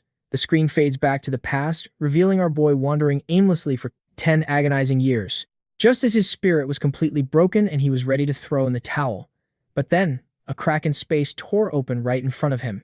Through the rift, the familiar towering skyscrapers of his home world. He wraps up the whole crazy story, swearing up and down that this is exactly how he made it back. It's the absolute truth. Luis is genuinely stunned when Rodrigo says he believes every single word. Sitting there by the warm glow of the fire, the redhead doubles down, making it clear he totally trusts his buddy. As our main guy gets to his feet, Rodrigo softly adds that he must have been through pure hell. Offering nothing but a bittersweet smile, Luis just nods, the heavy weight of his dark past washing over him. With that, they clink their glasses in a toast, and Luis drops a heavy confession. He still fiercely hates the Demon King, but deep down he actually pities the guy, because he knows exactly how terrifying it is to be dumped into a totally alien world. Ultimately, he realizes they both suffered through the exact same crushing, brutal isolation. He admits he's constantly haunted by brutal nightmares where his old name Mirolikus echoes in his head. Every time he closes his eyes, he's dragged right back into the bloody war, forced to relive the agonizing grief of watching the people he loved die. That trauma. It felt like a massive, jagged spike driven right through his chest, a relentless, suffocating agony. Just to catch a few hours of sleep, he used to drown himself in booze, desperately trying to numb out his harsh reality. He honestly thinks that if he wasn't so mentally tough, the endless suffering would have driven him totally insane by now. But suddenly, he jolts awake in a cold sweat, half wondering if he's actually lost his mind after all. He lets out a massive sigh of relief, realizing it was just another bad dream, and then he spots little Kuel softly snoring right on his lap. The tiny creature is all bundled up, sleeping perfectly snug under the warm blanket. Just watching this incredibly wholesome scene melts his anxiety away, as he gently stares at the little furball dreaming away. He carefully tucks her into the bed, quietly wondering how in the world she ended up crashing next to him. Then he glances over at Rodrigo, who is per usual, knocked out in the most twisted, awkward pose imaginable, letting out a quiet chuckle. He smiles, realizing it's just another super peaceful, totally normal morning. Tossing the heavy thoughts aside, he heads downstairs to the restaurant, ready to grind out another workday. Out of nowhere, an older guy calls out to him, calling him young man. Louis glances back, totally confused, seeing the old guy standing down there. He points to himself, asking if he was the one being called. But then an elderly woman shuffles up and asks him for directions to the Arurung Express train. Louis just blinks, seriously doubting if a train with a name like that even exists. Muttering about kids these days, the old lady shuffles off, complaining bitterly about life, leaving Louis just standing there scratching his head. He swears he's never seen her in the neighborhood before, figuring he'll ask someone about this mystery train later. Shrugging the weird encounter off, he snaps back to reality because he's got a restaurant to open. He dives straight into his morning prep, scrubbing down the bar counter and meticulously polishing his chef's knives with a clean rag. He wipes the countertops dry, making sure the whole place is sparkling clean before the doors officially open. Right on cue, the front door swings open, and his very first customer of the day strolls in, throwing out a cheerful good morning. Juanfer Quintero takes his usual spot at the bar, practically buzzing with excitement as he asks what the daily special is. Luis politely lets him know that he's still doing prep work, but offers to whip up a quick batch of fried rice to hit the spot. Suddenly, it starts pouring outside, and Juanfer casually mentions that the rainy season has officially kicked off. Tuning out the small talk, Louis focuses on the pans, silently wondering if this guy knows anything about that sketchy mine incident. He slides the hot plate across the counter right as his customer brings up that Grandma Ari Rang is wandering around the block again. Juanfer explains she's just a local elderly lady who goes around collecting scrap and recycling, something Louis clearly had no clue about. Louis nods, mentioning that he actually bumped into her earlier, noting she was bizarrely wearing a heavy scarf in this sweltering heat. When Louise brings up her weird question about that train, Juanfer scoffs, saying literally nobody knows what she's talking about. Scraping his plate clean, Juanfer softly explains that her generation lost a ton of people, and she just never moved on from the grief. Tossing a wave, the guy heads back out into the pouring rain, leaving Louise with a final piece of advice: it's probably best to just leave the old woman be. Staring out at the heavy downpour, our boy realizes that no matter how much time passes, the cold, hard reality of trauma never actually fades. He stares blankly, reflecting on how this entire world is still deeply scarred by a brutally painful history. It finally hits him both his everyday customers and that rambling old woman are still carrying the crushing weight of their grief even to this very day. We then cut to Luis casually kicking off his morning routine by brushing his teeth in the bathroom. But suddenly, a thought hits him like a truck. He frantically spits his toothpaste into the sink and dashes straight into the living room, where he spots Rodrigo hyped up loudly, cheering Kuel on. The tiny girl is literally glowing, straining hard to transform. But sadly, the crackling blue energy around her eventually fizzles out, and the grand transformation sequence comes to a screeching halt. Instead of changing, she just poofs right back into her original squishy little form. And Rodrigo sighs, officially labeling it a total bust. Luis chimes in, wondering if there's some kind of secret cheat code to trigger it, but Rodrigo shoots him straight, warning him that the first breakthrough is always the absolute hardest part. That's when a light bulb goes off in our hero's head. Maybe, just maybe, he should try dressing the little gremlin up. He grabs a random outfit from the stash and tosses it onto Kuel, just to see what happens. The clothes swallow her completely, looking hilariously oversized, but then, boom. This time, a blindingly intense blue light erupts magical energy, violently surging all around her tiny body, as the long-awaited transformation actually locks in. As the glowing aura finally fades away, the smoke clears to reveal that she has actually turned into a human girl. Well, for the most part anyway. Louis stands there completely speechless, totally blown away by what he's seeing. Beaming with pure joy, the little girl sprints right at him, yelling for her daddy. But halfway there, her little feet give out and she slips, but with lightning-fast reflexes. Lucho snatches Gil right out of the air before she can even hit the floor. Glowing with happiness, she flashes him this massive smile and calls him daddy, all over again, showing off her cute little teeth. He just stays there on his knees, gently holding her hands, his brain still trying to process everything that just went down. Suddenly, Rodrigo scoops the kid up, cheering at the top of his lungs that he finally pulled it off. He's totally showing off his little sister, but quickly points out she's definitely not ready to go outside just yet. He tells the redhead to go dig up some decent clothes for her, while he heads off to whip up something to eat. Cut to the streets outside, where a massive downpour suddenly unleashes. Holding an umbrella, Luis Diaz walks down the steps, racking his brain over what kind of meal he can scrape together with the leftovers. Right there in the pouring rain, he bumps into that same old lady from earlier, just standing right in his path. She steps closer and quietly asks if she can wait out the storm inside for a bit. Without hesitation, he invites her in, but she actually waves off the hot tea, claiming she really needs to rush back out into the rain. That immediately raises an eyebrow for him, especially when he realizes her thick accent has completely vanished. The old woman turns her back, bracing herself to face the stormy weather all over again. But Diaz stops her right in her tracks, pressing his umbrella into her hands so she won't get drenched. Just as she's walking away, she looks back and asks if by any crazy chance they happen to serve black bean noodles at his place. He tells her he's not entirely sure if he has the right ingredients, but promises to go check the pantry. He turns around, pushes the door open, and gets ready to head back into the kitchen. But the second he glances back outside, she's already fading into the misty rain with her little cart. He just stands there frozen in the doorway, deeply weirded out by the whole bizarre encounter. As the heavy rain keeps coming down, an emergency broadcast flashes across the TV, warning everyone about the serious threat of aquatic monsters. The news anchor explains that a common creature called the Kelpie gets dangerously stronger in this kind of weather. Out of nowhere, Bam Gearwalk slams his mug down on the table, screaming Luis's name. Completely wasted and looking desperate, he slurs out a question, demanding to know why it's so freaking impossible to impress a girl. Spilling his guts, Gearwalk leans in and shares a dark secret. He's literally only ever been on one date before getting dragged into the other world. He zones out, remembering how years ago, some totally mysterious woman completely saved his skin inside a deadly dungeon. Diaz casually remarks that strong women definitely have their charm, and the pilot couldn't agree more, taking a massive gulp of his ice-cold beer. Staring off into space, Lucho realizes he totally gets where the kid is coming from, because the exact same thing happened to him. His mind flashes back to the strongest, most kind-hearted person he ever knew, the former Miralai Cass. Just the thought of her stirs something deep and painful inside his chest, dragging up a flood of old emotions. Meanwhile, Gearwalk keeps rambling, insisting that even though his crush acts super cold, it just makes her even hotter to him. Luis asks if he's talking about the dungeon hero who saved his life, but Gearwalk violently shakes his head. He says no way, that woman is basically like a mother to him. He vents that the girl he's actually obsessed with totally looks down on him, and has even threatened to straight up murder him. Beyond frustrated, he smacks the table hard, whining about how she's totally into Gonzalez, which just blows his mind. Hiding a tiny grin, Luis manages to calm the poor guy down, swearing he'll take his embarrassing little secret to the grave. Gearwalk demands another cold one, just as the radio blurts out an update about some major construction work happening at the Tomb of Rest. Hearing that specific name drop, Diaz instantly goes dead silent, completely lost in his own dark thoughts. The pilot curiously asks what the heck this tomb even is, and learns it's a massive graveyard where victims from past tragedies were finally laid to rest. Because the body count was just so unbelievably high, they had to cremate everyone, carving their names onto a massive memorial stone instead. Lucho seems to deeply understand the heavy situation, but out of nowhere, there's an aggressive knock at the restaurant door.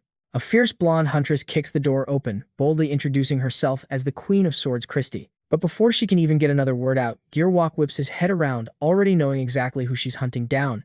Without wasting a single heartbeat, she lunges forward and violently grabs him by the throat, catching the guy totally off guard. Glaring daggers at him, she snarls, asking if he's seriously getting wasted again, leaving the poor pilot choking on his words. Christina barks at him to quit, acting like a total idiot, but as he lays there pinned to the floor, he's basically swooning her. Raging anger is just too hot for him to handle. With this wild, intense look burning in her eyes, it's obvious her absolute fury is only just getting started. Even as she physically drags him away by his collar, the pilot somehow manages to yell out a quick thanks for the food to our guy. And surprisingly, Christina actually shouts a quick thank you as well. Out on the rainy street, he starts whining that she's getting soaked, begging her to huddle closer under the umbrella.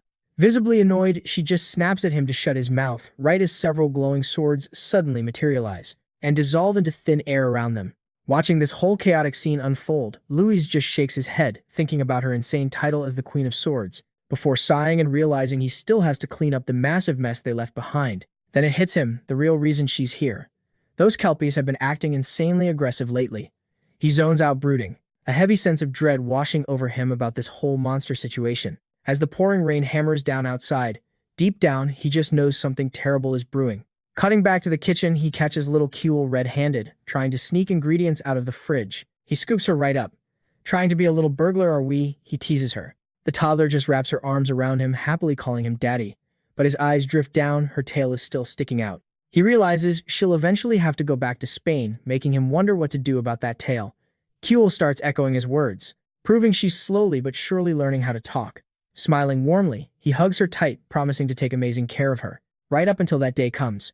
Suddenly, the chime rings. The restaurant door swings open, revealing a totally unexpected guest. He gently sets Kuel down, pressing a finger to his lips. Shocked to get a customer this early, he realizes it's the old lady from before. Looking relieved that they're open, she orders a warm bowl of black bean noodles. She asks how long the wait is. Louis narrows his eyes, her accent is back, and her whole vibe feels totally off. Just to be safe, he triggers his skill, firing up the detector eye to analyze her. The status window pops up, confirming she isn't an awakened, just a perfectly normal civilian. But checking the finer details, a tragic truth pops up: the poor grandma is actually battling severe dementia. It hits him hard as he realizes not even high-level healing magic can mend a broken mind. He thinks to himself, if something like that actually existed, his own terrible nightmares would have vanished a long time ago. Shaking it off, he decides the best he can do right now is cook her an amazing meal. Out of nowhere, little Kyle pops her head up, totally spying on their new guest from over the counter. The toddler just stands there, staring at the woman with big, curious eyes. The old lady blinks in surprise, staring right back at the unusual little girl. Then Kuel casually waddles over and starts happily wagging her tail. Luis immediately tenses up. Cold sweat drips down his face. What on earth is this little creature plotting now? The old lady tilts her head, wondering just what kind of animal she's looking at. Luis completely freezes when she asks what a cute puppy is doing in the restaurant. The woman then scoops the toddler up, cooing that she's just as adorable as her old dog used to be. "My name is Kuel," the girl chirps back. The customer gasps, completely blown away that this puppy can actually talk. Just then, Rodrigo comes rushing in, totally confused as to why Kuel is hanging out with a human. Luis watches them for a heartbeat, making absolutely sure the interaction is safe. Giving it the green light, he tells Rodrigo it's fine, and asks him to keep an eye on the front just in case a rush of customers comes in. With the front covered, he pivots, diving straight into prepping her black bean noodles. He notes that this dish used to be super common, but not in this day and age. Making fresh noodles from scratch is a massive hassle, now making the recipe way more complicated. Since the old lady is clearly in a rush, he decides to grab some instant noodles to speed up the cooking process. While the noodles boil away, he quickly fries up the black bean paste with savory pork and onions. Just like that, the dish, a steaming bowl of pork black bean noodles, is finally ready. He brings the delicious food out, where the grandma is having an absolute blast playing with little Kuel. Suddenly, the woman gasps she has to leave right now. Her grandson is waiting for her at home. Hearing that, Luis spins around and immediately starts grabbing takeout supplies from behind the counter. He hands over the safely packed bowl to go, gently warning her to be careful so it doesn't break. She thanks him a million times, over pressing a thick wad of cash into his hand to pay for the meal. Luis looks down and blinks. It's totally outdated money, the kind of ancient bills he hasn't seen in years. He kindly sees the woman out, while little Kuel gives her the most adorable little wave goodbye. The narrator reveals that from that day on, Grandma Iran became a daily regular. She'd always take the noodles away for someone else. One day for her husband, the next for her grandson. But the thing was, the bowls she borrowed literally never came back. He knew her condition meant she wasn't doing it on purpose. So without making a fuss, he just hit up a store and bought a fresh stack of bowls. Zero complaints. The scene completely shifts, showing Louis walking down a gloomy street deep in thought. He stops right in front of an imposing cemetery, resting tomb.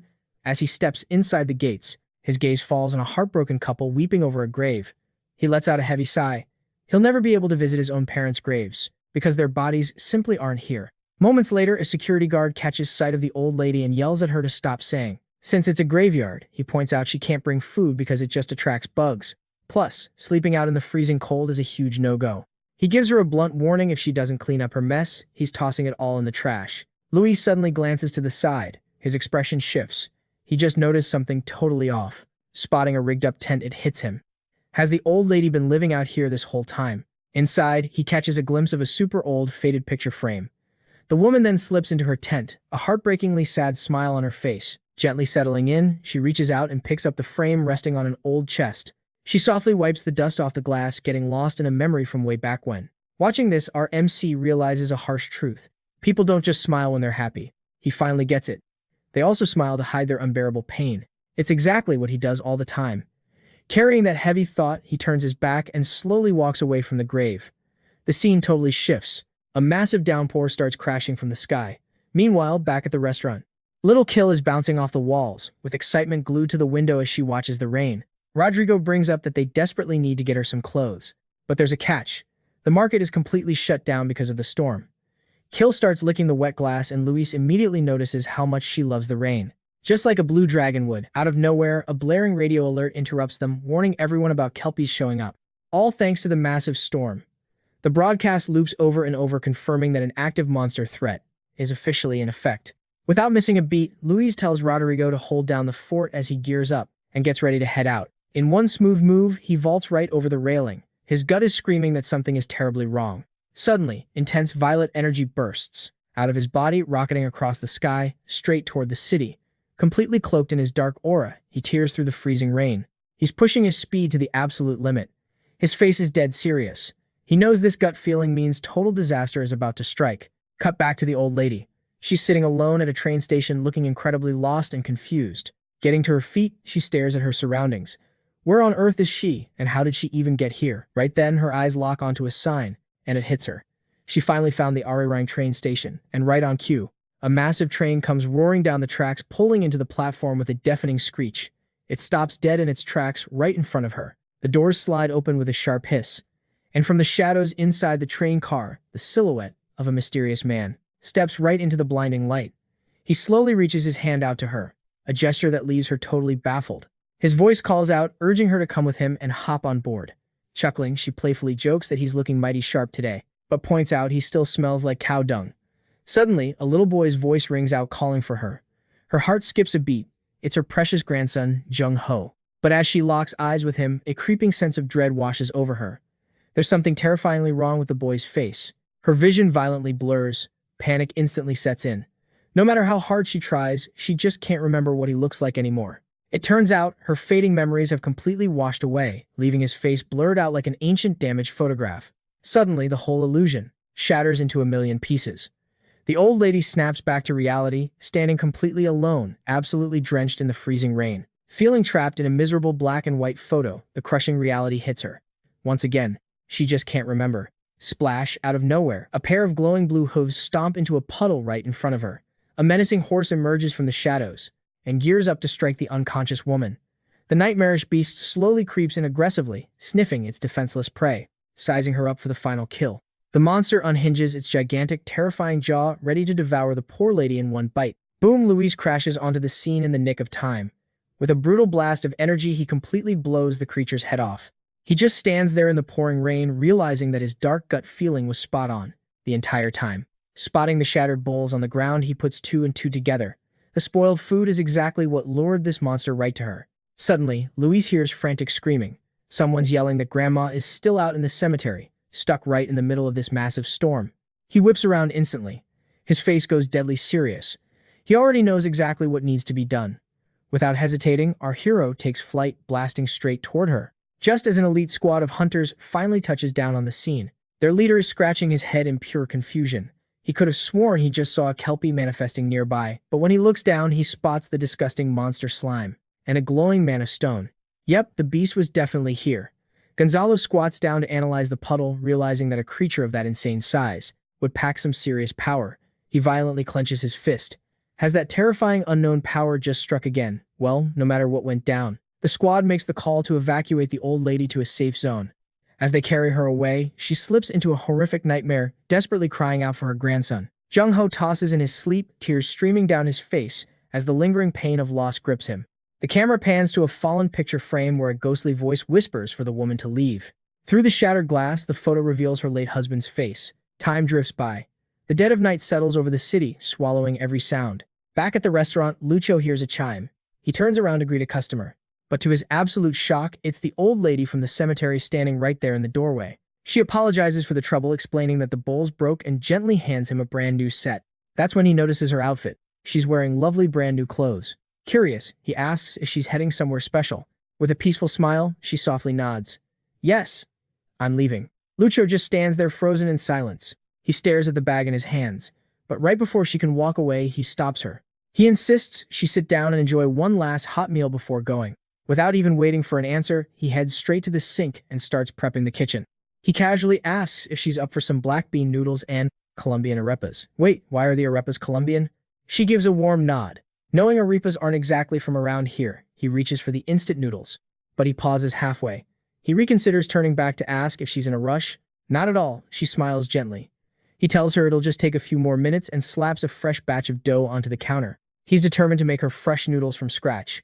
Handmade dough usually needs time to rest, but tonight, there's zero time for that.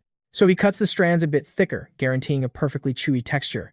In the blink of an eye, a steaming bowl is ready. The old lady is stunned by his speed. A rich, savory aroma fills the air, and this bowl looks 100 times more appetizing than the last one. He steps back and waits while she just stares down at the food in total silence. Then, She begins to open up. She tells him about her days working on a farm with her family. Life was grueling and restless, but her heart was always full. Her husband was a wonderful man, and thanks to him, she even picked up a bit of a city accent. Once a week, they would take their grandson into town for a bowl of black bean noodles. She trails off, a bittersweet look in her eyes, lost in those golden memories that faded so long ago. Just watching their little grandson eat was enough to keep them smiling all day. But now, she can't even picture her husband's face, not even her grandson's. I don't want to forget, she whispers, but her memories keep slipping away, and it terrifies her. Suddenly, a tiny voice shrieks, "Daddy!" Everyone turns around. A tiny figure dashes across the room, rocking the most adorable kitty slippers. Little Kiwul runs right up and hugs the woman sweetly, calling her grandma. Seeing this, the old lady gently asks if she can share some of her noodles with the little girl. Lucho smiles warmly and says he'll whip up a brand new bowl just for her. He serves Kayul her very own portion. The grandmother's heart melts. The little girl is just too precious, radiating pure joy. Kiwul grabs her bowl and excitedly insists that her grandma eats too. Cheered up, the old woman picks up her chopsticks, finally ready to dig in. But right before taking that first bite, she freezes. A distant look glazes her eyes. The little girl notices her hesitation and innocently asks if grandma isn't going to eat her noodles. Not waiting for an answer, the kid happily slurps away, bragging about how yummy her daddy's food is. Watching her sparks something deep within the old woman, like a crucial memory just clicked into place. She agrees with the child, and gazing out into the dark night, she softly says, "These noodles are truly delicious." Once they finish, leaving both bowls completely empty, she asks for the check. Seeing her stand up, our main guy asks if she's heading out now, and she nods. She takes one last glance out the window and whispers that her train is about to leave. Luis understands. With a bittersweet smile, he brings up the bill. "It's on the house," he says, leaving the old lady confused. He gently explains that he always gives special treatment to customers who are about to embark on a long journey. With a melancholic smile, she finally grasps the meaning behind his gesture and accepts the gift. She expresses her deepest gratitude and says her final goodbyes, telling him to take care. People walk many different paths in this life, like the path of a father working tirelessly to secure his daughter's future, or a seasoned war veteran choosing to finally step down after long, grueling years of combat. Even a man hopelessly in love, giving his all to his one true soulmate. But tonight is her path. The little dragon girl waves a sweet goodbye to her grandma. Above them, the night sky glows with shooting stars. Lucho bids her a final farewell. We cut back to the station, the train already pulling away without her. The whistle blows. Panic sets in as she sprints down the platform, screaming for the train to just wait a little longer. She's running so hard, her shoe flies off, wondering why she's even doing this. Breathless, she pushes on, begging, pleading for it to hold on for just one more second. Suddenly, a familiar voice rings out. "Mom!" The old woman freezes, absolutely stunned. From inside the cars, a group of people wave at her, frantically crying out, "Mom!" Then she sees them. Her oldest daughter, her middle child, her youngest son, and right there, her precious grandson, calling her grandma with a massive grin. Just like that, the floodgates open. Every lost memory rushes back crystal clear. The train grinds to a halt. The doors hiss open, and there is her husband. "Honey," he says softly, telling her how much he's missed her. He knows how hard it's been, how much pain she's had to carry all alone. Reaching out his hand, he asks her to finally come home, to be with them. With a smile of pure, unadulterated joy, she takes his hand without a second thought. Smash cut back to the cemetery. The guard rushes to her lifeless body, screaming her name. He shakes her desperately, trying to wake her up. But reality sinks in fast. She's gone. Forever. A tragic, knowing smile crosses his face as it all clicks. He sits in absolute silence. He remembers how she was always asking about that train, and realizes she finally got her ticket. Then he turns and spots something weird left on her grave. Somebody left behind a hot bowl of noodles. Along with the meal money, a final silent goodbye. Watching the guard grieve, Lucho reflects on a hard truth. You just can't stop someone who's decided it's their time to go. He realizes that sometimes being forced to keep living is the cruelest punishment of all. The scene shifts, dropping us right into the Senkaku office in Seoul. Captain Gonzalo sits at his desk, racking his brain over the latest chaos and connecting the dots. He figures out that something insane is brewing in the city, powers that are way off the charts. This unknown force is totally ghosting everyone, pulling strings in the shadows without making a sound. But the craziest part, despite all this god-tier strength, there doesn't seem to be any bad blood. Suddenly it hits him. There's only one guy alive who could pull this off. Could Hunter Yeager actually be back? After vanishing 10 years ago, no. He saw Yeager dive headfirst into a rift with a monster with his own 2 eyes, to save everyone. Sure, the public thinks he's alive, but the association knows he's never coming back. Unless the association was secretly hiding a rank 0 hunter Pissed off and hitting a wall, Gonzalo throws his files in the air, totally lost on what to do next. Heavy-hitting monsters have been crawling out of the dungeons left and right. Ever since that mess at the mine, it feels like the calm before a massive apocalyptic storm, and it's eating him alive. Shaking it off, he focuses on the fire right in front of him and grabs the file on his biggest headache right now. The classified document flips open, revealing Gaynor, the little brother of the legendary hunter Jaeger. We cut to the Korean Awakened Association, a massive towering headquarters right in the heart of the city. Inside, an assistant hands over a stack of fresh graduate reports for her boss to review. He skims through the files, checking out the top 3 absolute prodigies of this year's class. First up is Mijin, a level 3 healer who totally crushed it at the academy, and she's only 17. She's the daughter of the food god, who's actually rolling with Gonzalo's squad right now. But the boss realizes they already have a healer on board and makes his call.